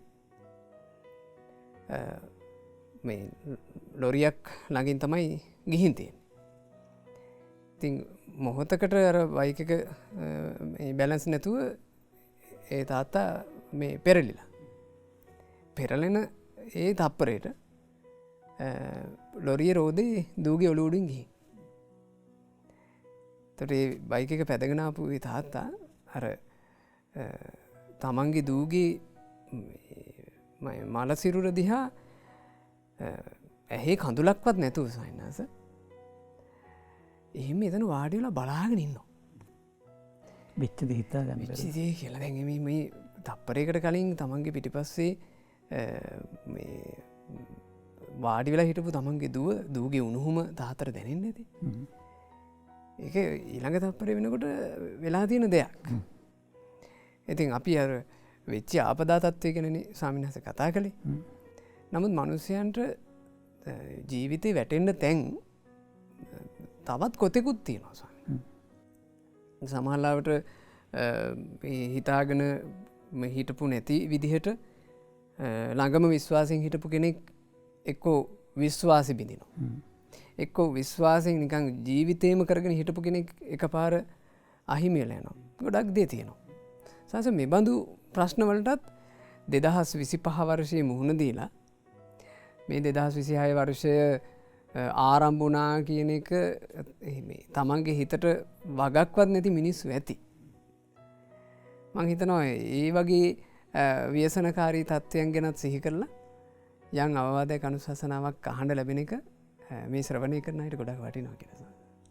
මේ දවස්වල මට කීප දෙනෙක්ගෙන් අහන්න ලැබිච්ච සිද්ධියක් මුල් කරගෙන මම කාරණාවක් කියන්න.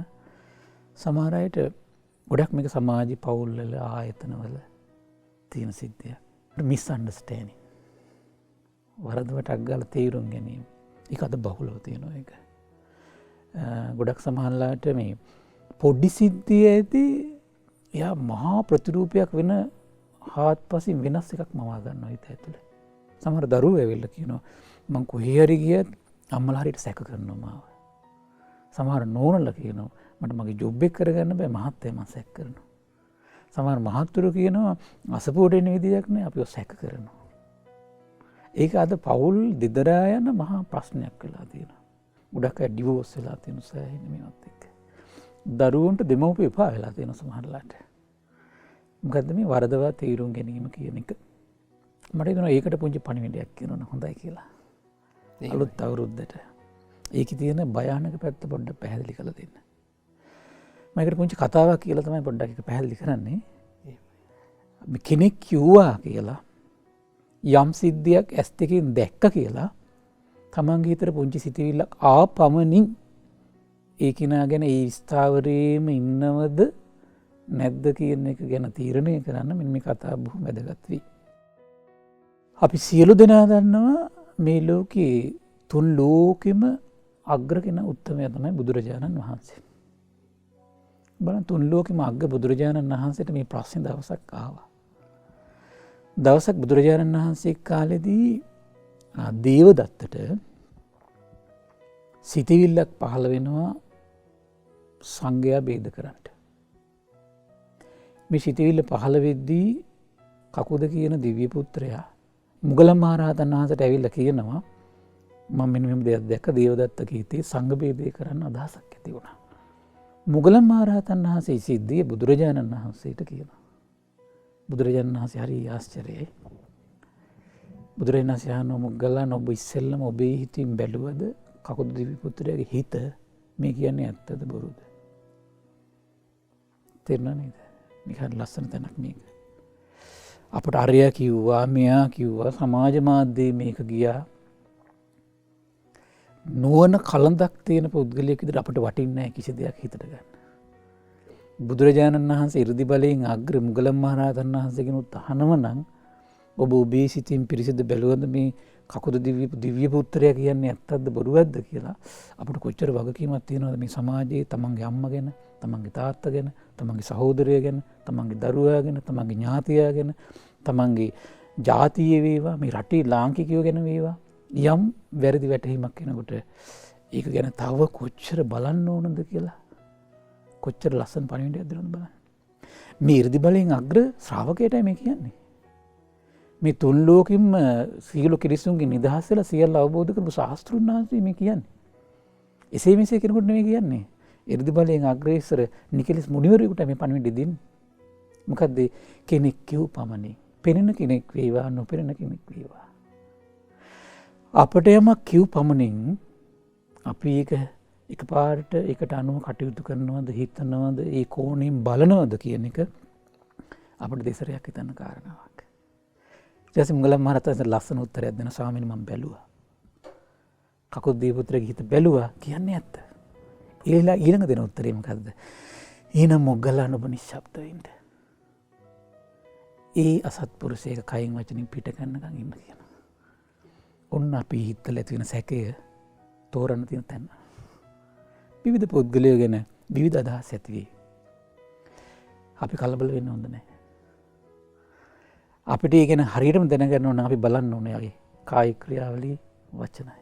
එහෙමයි සංස මං හිතනවා මේක මේ අලුත් වර්ෂය වෙනුවෙන් බොහෝම හොඳ පණිවිඩයක් සංස. මොකද ඔය පීඩනේ ගොඩක් අයගේ හිතවල තියෙනවා. බොහෝ අය හිතන්නේ සන්නස හැම පැත්තෙන්ම තමන් හරි කියන අදහසනේ. අනිවාර්යයෙන්. එතකොට තමන්ගේ ළඟම ඉන්න අය සම්බන්ධයෙන් පවා වැරදි වැටහීම් වලින් ඕවා හිතේ තියාගෙන ඔව්වගෙන් කැකෑරමින් සමහට මේ 2025 වෙනකම්ම ගත කරන්න ඇති. අනිවාර්යයෙන්. ඇතැම් වෙලාවට මේ අර අප්‍රසන්න ජීවිත. බිරිඳව සැක කර ස්වාමියෙක් ඒක ගෙදර ඉන්නවා කියලා කියන්නේ ඒක වෙහෙස කර ජීවිතයන්නේ. 2025 වෙනකම්ම වෙහෙස කර ජීවිත ගත කරපු අය ඇති. සමහරලාවට තමන්ගේ දෙමව්පියෝ තමන්ට දක්වන කරුණාව අනුකම්පාව ගැන වැරදිට තේරුම් ගත දරුවයි. එහෙමත් මේ අනුකම්පාවටයි කරුණාවටයි කියන නේද සර්? එතකොට මං හිතනවා 2025 වර්ෂයේ වෙනකම් ඔබ යමෙක් ඒ විදිහට ගත කළා නම් අද වෙනස් වෙන්නේ ඉතින්. අද ඒක වෙනස් වෙන්න වරද විදිහට දකින එකත් මේ බුද්ධ ශාසනය ඇතුලේ අභිවෘද්ධියක්. අනිත් එක තමයි ස්වාමීන් වහන්සේ මේ තව දෙයක් තියෙනවා. දැන් වර්තමානයේ තාක්ෂණය ගත්තම අද ඇත්ත බොරු කරන්න පුළුවන්. බොරු ඇත්ත කරන්න පුළුවන්. ඉතින් ඒ සාමාන්‍ය මේ පින්තූරයක තියෙන මේ ඒ ඡායාරූපයට පණ දෙන්න පුළුවන්. ඉතින් ඒ වගේ අර ඒ තාක්ෂණයත් එක්ක එතකොට අද ලොකු සමාජ පරිහානියක් වෙනවා. එතකොට ඒ තුලත් නුවණ තියෙන කෙනෙක් තමයි රැකෙන්නේ. එහෙමයි. මට මේ ස්වාමීන් වහන්සේ මේ කරුණු කියද්දි පොඩි සිතුවීමක් මතක් වුණා මේ වර්තමානයේ වෙච්ච එකක්. ඒක මේ රූපවාහිනිය මම දැක්කේ. එක තාත්තා කෙනෙකුයි පුතෙකුයි දැන් පුතා ඉස්කෝලේ එක්කන් යනවා.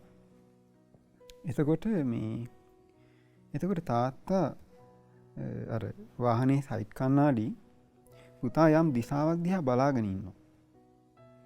එතකොට තාත්තා කණ්ණාඩියෙන් දකින්නේ දුවේ. එතකොට මේ තාත්තා හිතුවා මෙහෙනම් මේ පුතා දුව දිහා වෙන්න ඇති බලන් ඉන්නේ කියලා. එහෙමයි. ගෑනු ළමයි දිහා බලන්. ඔව් ගෑනු ළමයි දිහා බලන් ඉන්නේ කියලා. ඊට පස්සේ දැන් තාත්තා පුතා ඉස්කෝලේ දාලා ආවා. ඊට මෙයා මේ පන්ති කාමරෙට ගිහිල්ලා ඉක්මනින්ම තමන්ගේ බෑග් එකේ තිබ්බ කෑම පෙට්ටිය අරගෙන මෙයා දුවගෙන ආවා. පොඩි පුතා. එතකොට මේ දුවගෙන යනවා ප්‍රින්සිපල් දකින්න. එතකොට ප්‍රින්සිපල් පිටිපස්සෙන් එනවා වේවලත් තරම්. පුතා තාප්පෙන් එල්ලලා මේ පයින් යනවා. ඒතර ප්‍රින්සිපල් ඉතින් වෙන මේක. මෙයා ඉස්කෝලෙන් පයින් යන්නේ කියලා. නමුත් තාප්පේ පල්ලෙහිට හිඟන්නේ. එතකොට පුංචි පුතා අර කෑම එක දෙන්න තමයි උත්සාහ කළේ. නමුත් ඒ වෙලාවේ තාත්තා දැකපු කෝණයයි. එහෙමයි. එතකොට විදුහල පුතුමා දැකපු එකයි. අර පුතාගේ හිතේ ඇති වෙච්ච එකයි. ඒක වෙනස් නේ ස්වාමීන් වහන්සේ. එහෙමයි. ඔය වගේ එකක් කොහොමද ඉතින් අපි මේ निराකරණය කරගන්නේ? එතකොට අපි දැන් තාත්තා දැකපු දේ මුල් කරගෙන එයා තීරණය ගත්තා. විදුහල පුතුමා දැකපු දේ මුල් කරගෙන එයා තීරණය ගත්තා. නමුත් ඇත්තටම මේ මෛත්‍රී සාගර හිතකින් අර දරුවා යමක් කළා. එහෙමයි. ඉතින් නමුත් බලන්න එතකොට ඒ සිදුවී මුල් කරන එක කෙනා දකින්න කෝනේ කොච්චර වෙනස්ද. එම ඉසස මේ මානසික දියුණුව කියන එක නම් ඒක පුදුම ආශිර්වාදයක් ස්වාමිනාස ජීවිතයකට මම කල්පනා කළා දැන් බුදුරජාණන් වහන්සේගේ ජීවමාන යුගයේ මානසික දියුණුව කියන එක මේ මනුස්්‍යාව ඉතාම උසස්සාකාරයෙන් අත්තින්ද යුගයක් නිසන්නස් ඒ කාල මිනිස්සු අහසෙන් ගියා හිත දියුණු කරලා. අද මිනිස්සු අහසින් යනවා තාක්ෂණ දියුණු කරලා. ඒ කාල මිනිස්සු දියුණු කරපු හිතකින් ඈත ඉන්න අයට කතා කළා හිත දියුණු වෙලා. අද මිනිස්සු ඈත ඉන්න අයට කතා කරන්නේ තාක්ෂණය දියුණු කරලා. හැබැයි අර නොදියුණු මනස තමයි හැමෝටම තියෙන. ඒ කියන්නේ අපි ගුවන් ගමන් යනකොට මං කල්පනා කළා අපගේ ශාස්තෘන් වහන්සේ රහතුන් අහසින් වැඩම කළා. අහසින් වැඩම කරන්න සුදුසු උතුම් අය අහසින් ගියා. අද නීච හිත් තියෙන අය අර තාක්ෂණය නිසා අහසි යනවා. ඒ හින්දා සංස අහසින් අරගෙන ගිහිල්ලා පිරිස් එකතු වෙන තැන් බලලා බෝම්බ හෙලනවා. ඇයි ආධ්‍යාත්මය දියුණු නෑ තාක්ෂණය දියුණු.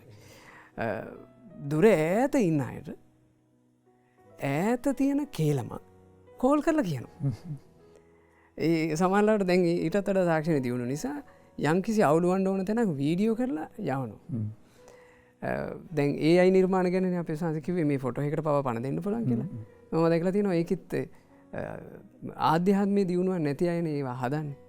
ශ්‍රද්ධාවකින් නෙමෙයි හදන්නේ. සමහරවිට ශාස්ත්‍රූන් වහන්සේගේ ඉරියව් පැවැත්ම ගැන බුද්ධ දේශනාව කියවලා නැති ශාස්ත්‍රූන් වහන්සේ ගැන හැඟීමක් නැති කෙනෙක් තමයි අර ඒ අය නිර්මාණය කරන්නේ. බුදුරජාණන් වහන්සේ නැගිටලා වැඩම කරනවා සමහරට හදලා තියෙනවා. අතපය වනවන යන බුදුරුවක්. එයා හිතනවා ඒක ලොකු නිර්මාණයක් කියලා. හැබැයි බුදුරජාණන් වහන්සේ වැඩම කරනකොට තිබිච්ච සුන්දරත්වයේ බ්‍රහ්මයාවි සූත්‍රය වගේ දේශනාවල තියෙනවා. ශ්‍රද්ධාවක් නැති කෙනෙක් ඒක හදනවා. ඉතින් මේ වගේ ගොඩාක් දේ ඇත්තටම ස්වාමීන් වහන්සේ අපි ඒ ගැන බලන්න හොඳම කෝණය කියලා මට හිතෙන්නේ තමන්ගේ මනස දියුණු කරගත යුතුයි. ඒක මෛත්‍රියෙන්, කරුණාවෙන්, ඉවසීමෙන්, උපේක්ෂාවෙන්, සමාවදීමෙන් මේ වගේ ගුණධර්ම වලින් හැඩවෙන්න ඕන. ඊළඟට ආධ්‍යාත්ම ගුණ වගාවන් විදිහට තියෙන උතුම් ගුණ ශ්‍රද්ධාව, සීලවන්තකම, දහම් දැනුම, ත්‍යාග ගුණය, ප්‍රඥාව මේ වගේ උදාර ගුණයන්ගෙමුත් මේ හිත වැටෙන තරමට ඔයාලා ගත කරන ජීවිත හරි ලස්සන වෙයි. ඔයාලගේ ජීවිත හිතනවාට වඩා වේගින් සුව පහසුව කරා යයි. එනිසා ඒක මේ බොහොම වටින කරුණක් ඒක සිහි කැඳවන්න ඕන. මම සාමනස පොඩි කරුණක් එකතු කරන්න. කාලාම සූත්‍රයේ තියෙන සැක කළ යුතු තැන් තියෙනවා කියන. ඒ සැකේ හිතට ඇති වුණාට එයා සිටිය යුත්තේ උපේක්ෂාවෙන්. සැකේ පෝෂණය කර නෙමෙයි. මොකද සැකේ හිතේ ඇති වෙන ගත්තොත් බුදුරු දකින්නේ සැකේ කියන එක සත්‍ය වහන කරුණක් විදියට. නීවරණ විදියට. නීවරණ කියලා කියන්නේ සත්‍ය වහලා තියෙනවා කියන එක සත්‍ය එළියට එන්නේ. නීවරණයත් අභිභවා තව සැකේ පෝෂණය කළොත් ඒක සංයෝජනයක් වෙන විදියට බව දකින්න බුදුරු. ඒකට එයාට ධර්මයේ කිරීවත් ආයි පහදින්න බැරි වෙන විදියට අසත්‍යයේ බෙලා ගන්නවා. තේරෙනවද? සංයෝජනයකට. ඒක හැදෙන්නේ කොහටද? නිරයට. සැක ඇති වෙයි, සැකල යුත්තෙන් තියෙයි. හැබැයි අපි ඒ තැන්වල බොහොම උපේක්ෂාවෙන් සිහියෙන් ඉන්න ඕන. කියන්නේ සැකයක් ඇති වෙනවා කියමු. අපි ඒ සැකයේ මුල් කරගත්ත කාරණා පිළිබඳ పూర్ව නිගමනයකට එන්නේ නැතුව එහෙමයි. ඒ පිළිබඳ අපි තව ටිකක් මේක බලමුකෝ. කියලා අපි හිතුවනම් හොඳට විමසන්න. විමසීමක් කරා නම් දැන් අර අපි හිතමු අර තාත්තා වුණත් එකපාරම පුතා ඇයි මේ මෙහෙමයි කියලා එන්නේ නැතුව ඒ පිළිබඳ පොඩ්ඩක් විමසීමකට ආවනම් විදුහල් පෙත්තුමාවනත් මේ මොකද්ද කරන්න විමසීමකට ආවනම් එහෙමයි සංස. ඒ කියන්නේ සරල කතාවක් වුණත් ඒකෙන් ගන්න තියෙනවා ජීවිතේට ගන්න ලොකු පණිවිඩයක් තියෙනවා. මම විශේෂයෙන් අපේ අමිත බෝධිසානන්සේගෙන් අලුත් කාරණාවක් විදිහට සංස මේක මම විමසන්නේ සාමාන්‍යයෙන් බුද්ධ දේශනාවේ තියෙන නිසාස වරද විදිහට හඳුන ගැනීම පවා අභිවෘද්ධියක් කියලා. ඒක දියුණුවට කරුණක් කියලා. අපි මේ කතා කරපු කරුණු කාරණා ඔස්සේ මොනත් දැන්වුනත් කෙනෙකුට හිතල තියෙන පුළුවන් මගේ ජීවිතේ යම් වැරදි තියෙනවානි. එතකට එයා වරද විදිර දැක්ක. සමහරලාවට දැන් 2025 වර්ෂය වෙනකම්ම යංකිසි වැරදි ඇබ්බැහිවල පුරුදුවල ඔහේ ඉඳපු අය ඇති වරදක් විදිට දැකලා හැබැ එය තාම නිවැරදි වෙන්න පටන්ගෙන නෑ. අන්න බඳු කෙනෙකුති සැකැන වරදක් විදිට දකින ප්‍රඥාවන්තයන්ට අපි යම් උපදේශයක් දෙමු සායන. ඒකතුම සනස ඒක හරි ලස්සන කතාවක් සනස විශේෂෙන් අර අවුරුද්දක් පටන් ගනිද්දි එහෙමයි. අවුරුද්දක වේදි ස්වාමීන් වහන්සේ අපේ ජීවිතෙත් සානස මම හිතන මේ අහන දරුවෝ වෙන්න පුළුවන් ඕන කෙනෙකුගේ ජීවිතේ අපි යම් වැරද්දක් සුළු හෝ වැරද්දක් අතහැරියා නම් ඒ අතහැරිය එක වැරද්දක් විදියටම දැකලානේ. වැරද්දක් විදියට දැකින එක තමයි ඉස්සර වෙලාම අපේ ජීවිතේ සිද්ධ වුනේ. එතකොට තමයි මේක අතාරින්න උත්සාහයක් ගන්න අපිට පුළුවන්කම ලැබෙන්නේ. ඒ වගේම අපේ ජීවිතයේ ඉදිරියේ තාම අපි නැති කරගත්තේ නැති වැරදි තියෙනවා නම් ඒව නැති කරගන්න තියෙන්නේ ඒ වැරද්දක් විදියට දැකීම. බුදුරජාණන් වහන්සේගේ ධර්මයෙන් අපිට පෙන්නලා දෙන්නේ මේ ධර්මයේ කරා යන ශ්‍රාවකෙට තියෙන්න ඕන එකක් තමයි මේ වැරදි විදියට දැකලා ඒ වරදින් නැගී සිටින්න උනන්දුවක් තියෙන්න ඕන. ආන්නේ ගැන කැමැත්තක් ඇති වෙන්න ඕන සංස. ඒ කැමැත්ත යම් කිසි කෙනෙකුට ඇති වුණොත් ඒ කැමැත්ත මුල් කරගෙන සංසය වීරිය කරන්න පටන් ගන්නවා. ඊළඟට අදිෂ්ඨානයක් ඇති කරගන්න පුළුවන්. ඊට පස්සේ ස්වාමීන් වහන්සේ කියන සත්පුරුෂ ඇසුරක ඉන්නවනම් එයාට ඒ ගැන කරුණු කාරණා දැනගන්න ලැබෙනවා.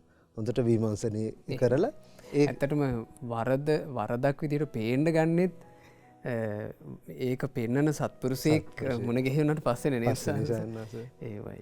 අපිට දැන් ගොඩාක් වෙලාවට වැරද්දක් විදිහට හැමෝම පෙන්නලා දෙන්නේ නැහැ නේ සාන්න. එහෙමයි. එහෙම අපිට සත්පුරුෂ ඇසුරකමයි මේ ජීවිතේ හරි වැරද්ද හරි ආකාරයෙන් දැනගන්න පුළුවන්. එහෙම ඔය සත්තිගුම්බ ජාතකයේ තියෙනවා සන්නස. එහෙමයි.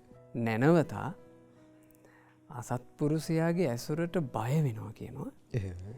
මං හිතපුවත් නැති පව් මගෙන් කෙරෙයි. එහෙමයි. මං හිතපුවත් නැති පව්කාර හිතුවිලි මං හිතන්න පටන් ගනී මෙයා ඇසුරු කළොත්. එහෙමයි. මම කියලවත් නැති ජරා වචන මං කියන්න පටන් ගනී මෙයාව ඇසුරු කරොත් කියලා. ලාමක කෙනාව ඇසුරු කරන්න මේ බුද්ධිමතා බය වෙනවා කියනවා මේ අසත්පුරුෂ ඇසුරක් නිසා ඕන්න නෑ ඕක කියලා. අර අපි ව්‍යවහාරය කියනවනේ ඇතරම අනුබුදු මිහිඳු මහරහතන් වහන්සේගේ ආපාශයෙන් හැදිච්චි සුන්දර සංස්කෘතියක් තියෙන රටක් නිසා අපේ. ඒ නිසා අපි මේ ගැමි ව්‍යවහාරයේ තිබ්බ නිසාස වචනයක් මේ බල්ලොත් එක්ක නිදාගත්තොත් මැක්කොත් එක්ක නැගිටින්න වෙයි කියලා. එතකොට සාමාන්‍යයෙන් මැක්කො ගොඩවනවට අකමැති කෙනා බල්ලෝ සීමාවෙන් ඇසුරු කරන්නේ. ඇයි එයා කැමති නෑ මේ බල්ලෙකුගේ ඇඟක ඉන්න සුදුසු මැක්කෙක් තමන්ගේ ඇඟට ගොඩවනවට එයා කැමති නෑ. ඒ වගේ ආශ්‍රය හදාගන්න එක මේකෙති ගොඩාක් වැදගත් නිසා. එතකොට ඒ කාරණා අපි තේරුම් අරගත්තොත් සාන්නාස සමහර අය ඉන්න වැරද්ද ඉක්මනට අතහැරගන්න පුළුවන්. තව සමහර අය ඉන්න හිම එකපාරට අමාරුයි. ඒතර ඉස්සරලාම මම දකින සාන්නාස තමන් ගැන හොඳ තේරුමකට එන්න ඕන. මම කොයි වගේ කෙනෙක්ද කියලා. එහෙමයි. එතකොට අපි දක්ෂ කෙනෙක් වුණා වුණා. සමහර අය ඉන්න අතහරිනවා ආයෙතෙන්ට වැටෙනවා. එහෙම වෙන්න පුළුවන්. හැබැයි මේ ඕන කෙනෙකුට පින්න සාන්නාස සත්පුරුෂ ඇසුරක් ලැබුණොත් ඒ හරි උපදේශ ලැබුණොත් අනේ ඒ තුල සංස මේ කැමැත්ත ඇති කරගෙන කැමැත්ත බලවත් කරලා ඊට පස්සේ නිවැරදි විදියට වීරිය කරගෙන සත්පුරුෂ ඇසුරේ ඉන්න අපේ ජීවිතේට පුළුවන්කම ලැබෙන සංස මේ වැරදි බැහැර කරලා නිවැරදි දෙයක් කරා එන්න. එතකොට අපිට දැන් සමහරවිට 25ත් අපි මේක අරගත්තා වෙන්න පුළුවන් මේ අදහස. මේ අවුරුද්දේ මම මේක නැති කරගන්නවා කියලා. හැබැයි මේ කාරණා හරි විදියට අපේ ජීවිතේ සිද්ධ වුණේ නැත්තම් 25 ඉවර වෙද්දි සමහරට ඒ වැරද්ද අපේ ගාව තාම එහෙමයි. එතකොට අපි අවුරුදු 2026 පටන් ගන්නකොට සාන්නාස ඒ වැරද්දෙන් නැගී සිටින අදහස ඇති කරගෙන අර කාරණා අපේ ජීවිතේ තියෙන්න ඕන. හොඳට කැමැත්ත ඇති කරගන්න ඕන, වීරියක් ඇති කරගන්න ඕන, හොඳ අධිෂ්ඨානයක් ඇති කරගෙන අපි හොඳට ඒ ගැන විමසන්න ඕන. ඒ හරි විදිහට විමසන්න ලැබෙන්නේම අපිට සත්පුරුෂ ඇසුරෙන්. ඒ වගේම සත්පුරුෂ ඇසුරේ ඉන්නවා කියලා කියන්නේ පින්න ස්වාමීන් වහන්සේ අපිට ලැබෙන්නේ බුදුරජාණන් වහන්සේගේ පිරිසිදු සද්ධර්මය. මම හිතනවා මේ අද මේ කියන කරුණු ඇහෙද්දී සදහම් පිළිසඳරත් එක්ක ඉන්නවාලගේ හිත් ප්‍රීතියෙන් පිනා යන්න ඕන. මොකද ලෝකේ දුර්ලභයි සත්පුරුෂ ඇසුර. ඒ දුර්ලභ සත්පුරුෂ ඇසුර ඔබ ලබනවා. ඔබට මේ ඔක්කොම කරුණු කාරණා අහන්න ලැබෙන්නේ සත්පුරුෂ ඇසුර මුණ ගැහිච්ච නිසා.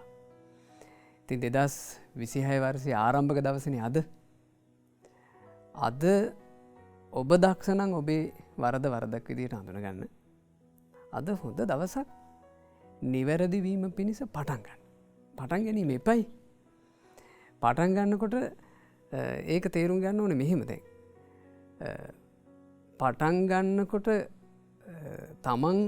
තමන්ව තේරුම් ගන්න ඕන කියලා අපේ ස්වාමීන් වහන්සේ කිව්වා මේ මං ඉන්නේ කොතනද කියලා. එතකොට අර ගොඩාක් අය පටන් ගන්නකොටම ගන්නවා නිකන් මහා දැඩි වීරියක් මගේ මෙහෙම වරදක් තියෙනවා මං ආයේ කවදාවත් මේක කරන්නේ.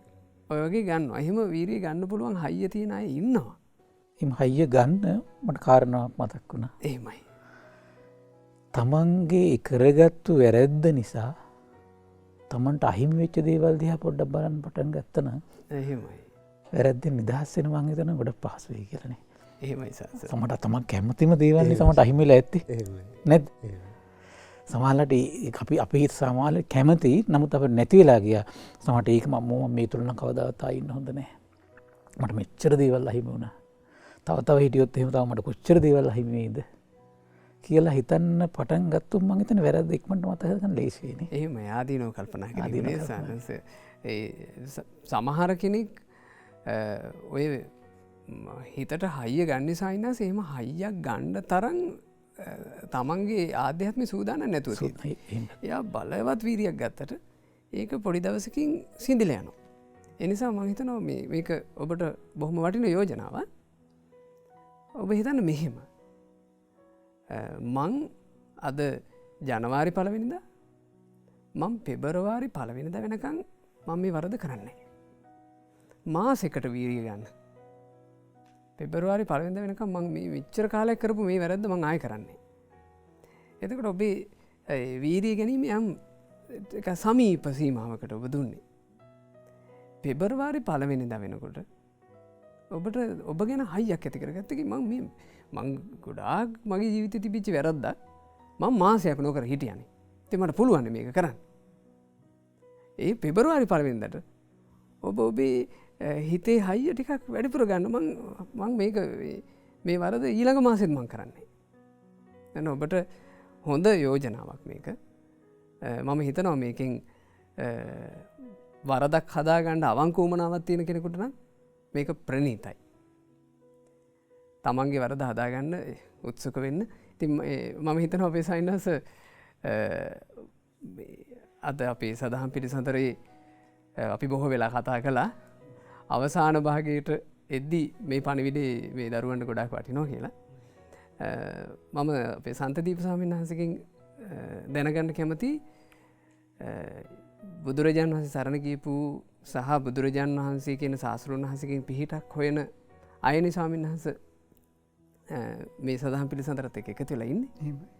අර වරදකින් නිදහස් වීම උදෙසා හිතට හයියක් ගන්න යම් හොඳ හිතුවිල්ලක් සිහිපත් කරන්න පුළුවන් එක වටිනවා. මම ඒකට කරුණු කාරණා කීපයක්ම කියන්න. එහෙමයි. ඒ කාලේ අපි රහතන් වහන්සේලා වැඩි හිටියුගේ රජ කෙනෙක් හිටියා. ඒ රජුරු හරි සීලවන්තයි. ඉතින් මේ රජතුමාට ආසාවක් ඇති වුණා දවසක් මේ වටු කුරුළු මස් කන්න කියලා. එහෙමයි. ආසාවක් ඇති වුණා. හැබැයි මේ රජුරුවන්ට මේක කියන්න විදිහක් නැහැ. කිව්වොත් දන්න අනිවාර්යයෙන්ම මට මරලා හරි දෙනවා මේක කවුරු හරි. එහෙමයි. රාජනියෝගේනි. සිල්වත් රජ කෙනෙක්. සිල්වත් රජෙක්නේ. එහෙමයි. දන්නා මගේ වචන නිසා ප්‍රාණඝාතයක් වෙනවා. දැන් මේක රජුරුවන්ට කියා ගන්න බෑ. රජුරුවන්ගේ අර ඒකට තියෙන ආසාව නිසා මේ කට තැම්බිලා කට තුවාල වෙලා. ඉතින් නුවණැති රාජපුරුෂයෙක් මේ යුමසුවා රජතුමනි මොකක්ද මේ ප්‍රශ්නේ? ඇයි කියලා ඇහුවා. ඊට පස්සේ විශ්වාසවන්ත නිසා කිව්වා. එතකොට කිව්වා මේ නෑ අසවල් ගමේ උපාසකෙක් ඉන්නවා. අපි උපාසකෙට කියලා කරගමුකෝ වැඩි. මට එහෙම එක්කන් එන්න ඕක. ඒ උපාසක එක්කන් ආවා. ආවට පස්සේ රජුරුව රාජපුරුෂයන්ට කිව්වා මේ කුකුලෙක් අරන් එන්න කියලා. ඊට පස්සේ රජුරුව කිව්වා මේ මම ඔබට පවරන පළවෙනි රාජකාරිය තමයි නුඹ මේ කුකුල මරන්න ඕනේ කිව්වා. ඊට පස්සක අනි රජතුමා භාග්‍යතුන් වහන්සේ සරණ ගියා. ධර්මයේ සරණ ගියා. මම සංඝයා සරණ ගියා. මම රත්නත්‍රියේ ජීවිතය පුදලා ඉන්නේ. මට ඕක කරන්න බෑ. ඒ අර ආපු මිනිස්සයා. ආපු මිනිස්සයා කිය. ඊට රජුරු කිව්වා මේ ඔය කතාව වැඩක් නෑ. මේ බෙල්ල කපනවා. මේ බෙල්ල කපනවා. උඹ බෙල්ල කපලා මැරෙනවද නැත්නම් කුකුල මරනවද? රජතුමනි මගේ බෙල්ල කපන්න කිව්වා. කමන්නේ කිව්වා. මොකද මම රත්නත්‍රියේ ජීවිතය පූජා කරපු කෙනෙක්. එහෙමද? රාජපුරුෂයන් ඉලෑස්ති කරපන් කිව්වා. දංගෙඩියට එක්කන් ගියා. දැන් බෙල්ල කපන්න ලෑස්ති. ආයි කුකුල කකුල් දෙකින් අල්ලලා පෙන්නනවා. දැන් බෙල්ල තියාගෙන ඉන්නේ දැන්. කණ්ඩුව අමෝරගෙන. උඹේ බෙල්ල කපා ගන්නවද කුකුල මරනවද? නෑ මගේ බෙල්ල කපන්න. දැන් නැගිටින්න කිව්වා. දැන් දන්නේ මේ පරීක්ෂණයක් කරේ කියලා. ඒ කියන්නේ සංසවේ හරි සුන්දරයි. දැන් සීලවන්ත රජෙක්. ඔව්. අර ආපු පුරුෂයාත් සිල්ලතෙද්ද කියලා පරීක්ෂණයක් මේ කරන්නේ. එහෙමයි. ඇයි රජුරවන්ට බයයි මගේ වචන නිසා සතු මෙරේ කියලා. එහෙමයි. ඊට පස්සේ උපාසක කිව්වා මේ උපාසකයට කිව්වා අනි උපාසක මෙහිමයි. මං නුඹ ඇත්තටම සිල්වතෙක්ද කියලා බැලුවේ. මට මෙන්න මේ වගේ ආසාවක් තියෙනවා මේ වටකුරුළු මස් අනුභව කරන්න. ඒකට මේ මට උපකාරයක් කරන්න. අනේ ඊට පස්සේ අර මේ වැද්දෙක් මේ වටකුරුළු මස් වගේක් හරි ගස්සලා තිබුණා. රජුරවන්ට ගෙනලා දුන්නා. රජුරුව බලන්නේ රජුරුව මේ අවුරුදු ගාණක් තිස්සේ විඳවලා ඒක අතට ගත්තම වැළඳුවේ නැහැ. සංඝයා මතක් වුණා. සංඝයාට දාන දීලා තමයි වැළඳුවේ. ඉතින් මම මේ කාරණාවදි මතක් කළේ අපේ මේ දුවල පුතාලා මේ දේශනාව අහන වැඩි හිටි බාල සියලු දෙනාටම ලස්සන පණිවිඩයක් දෙන්නේ. ඒ තමයි අපි කොතෙකුත් දැන් ධර්මය අහනවා මේ ධර්ම සාකච්ඡා කරනවා. ඒතර අපිට තේරෙනවා අපි තුල අඩුපාඩුකම් තියෙනවා. අපිට හදාගන්න දේවල් ගොඩාක් තියෙනවා.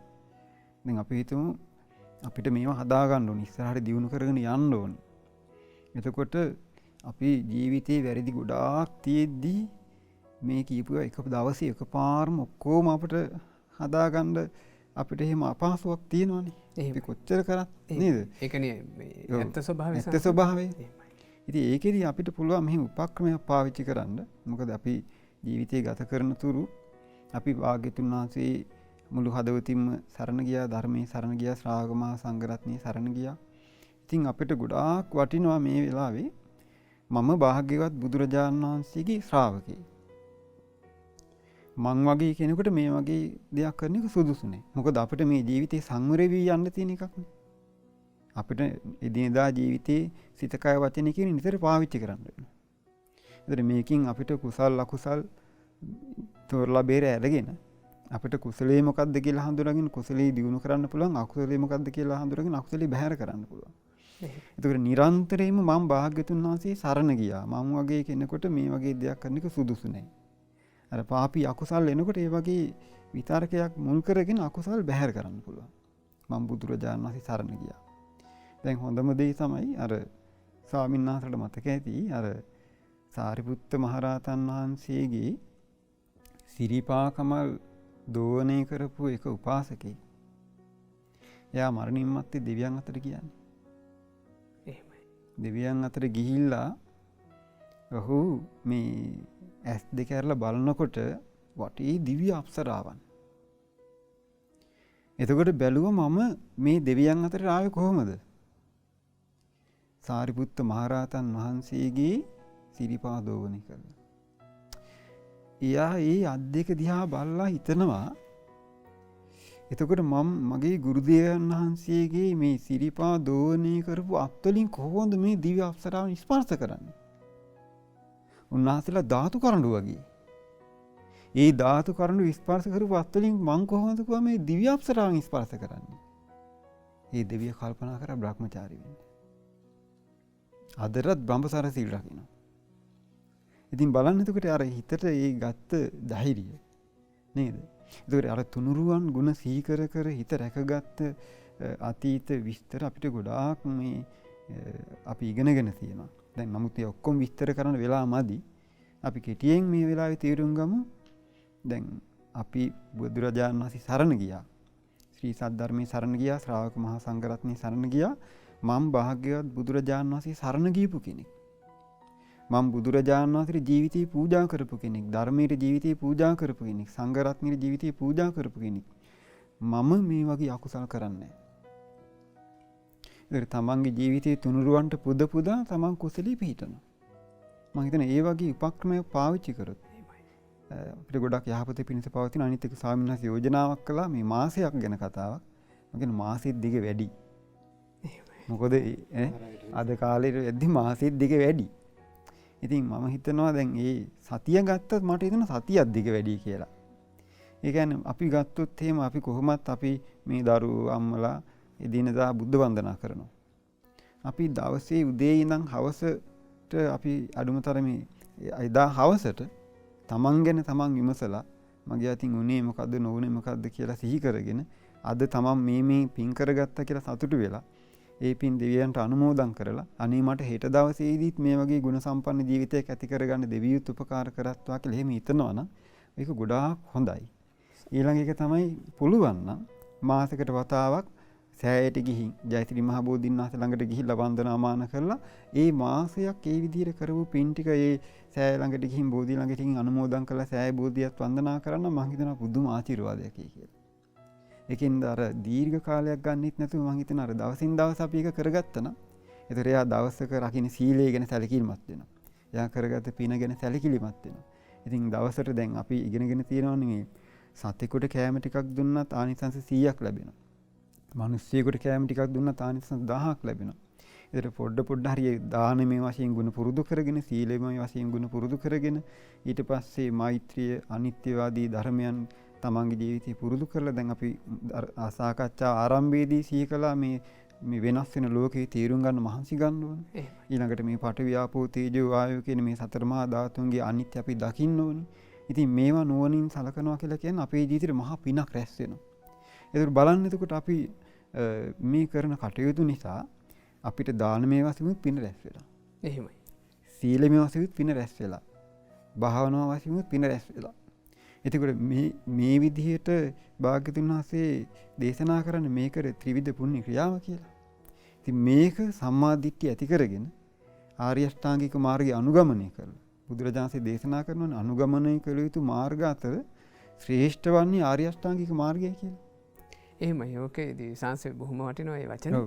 අනුගමනය කිරීම. ඇත්තටම මේ ගොඩක් අය අහනවා. අහද්දි තේරෙනවා. තේරෙන වෙලාවේ දැනෙනවා මේක නම් ඇත්ත මේක මේ මම කරන්න ඕනේ කියලා. හැබැයි අර අනුගමනය කිරීම කියන තැනට එන්න ගොඩාක් අය ප්‍රමාදයි. ඒ හින්දා ආයෙ මොකක් හරි බොළඳ කතාවක් අහපු ගම එතන නවතිනවා. ඒ කියන්නේ මේක ඇහුවට පස්සේ නොතේරෙනවා හෝ එහෙම ගන්න නෙමෙයි. අර අනුගමනය කරනවා කියන තැනට එන්නේ නැහැ. ඒ හින්දා ආයෙ ඉතින් ඔය මොකක් හරි මේ දැන් අපි සංසාරයක් ගැන මේ බුදුරජාණන් වහන්සේ දේශනා කරපු කාරණාවලින්නේ ස්වාමීන් වහන්සේලා මේ ප්‍රඥාව උපදවන කරුණු ටික සිහිපත් කළේ. අනිත් එක තමයි එහෙමයි. දැන් ගොඩක් වෙලාවට මේක අහගෙන ඉන්න බහුතරයක් ඉස්සෙල්ලාම ඇති කරගන්නේ මේ හැඟීම් බර වීමක්. ඒ හැඟීම් බර වීමත් එක්ක ලොකු ගමනක් යන්න බෑ. ඒක සමහරට හෙට වෙද්දිම ඉවර වෙන්න පුළුවන්. හැඟීම් බර වීම කියන්නේ ප්‍රඥාව උපදින දෙයක් නෙමෙයි. අපි මේක ස්පර්ශ කරන්නේ ප්‍රඥාවෙන්. ඒතර නුවණත් එක්ක සලක මේ ගැළපෙන එකක් ඒක. ධර්ම කියන්නේ නුවණින් සැලකිය යුතු එකක් නේ. ඒතර මෙතනදී එතකොට අපි හැඟීම් බර වීම ඉක්මවා ගියපු මේ ප්‍රඥාවකින් මේ කරුණු කාරණා දිහා බලන්න පුළුවන් වුණොත් ඒ කියන්නේ ඒක තමයි අර අනුගමනය කිරීම. අපේ ස්වාමීන් වහන්සේ මතක් කළානේ අර වීරිය ගැන කතාවක්. දැන් ගොඩක් වෙලාවට දැන් මේ වහලා අනේ මමත් එහෙනම් මගේ ජීවිතය හදා ගන්න ඕනේ කියලා අපි අර හැඟීම් බර වීමත් එක ටක් ගාලා ආවේගයටපත් වෙනවා.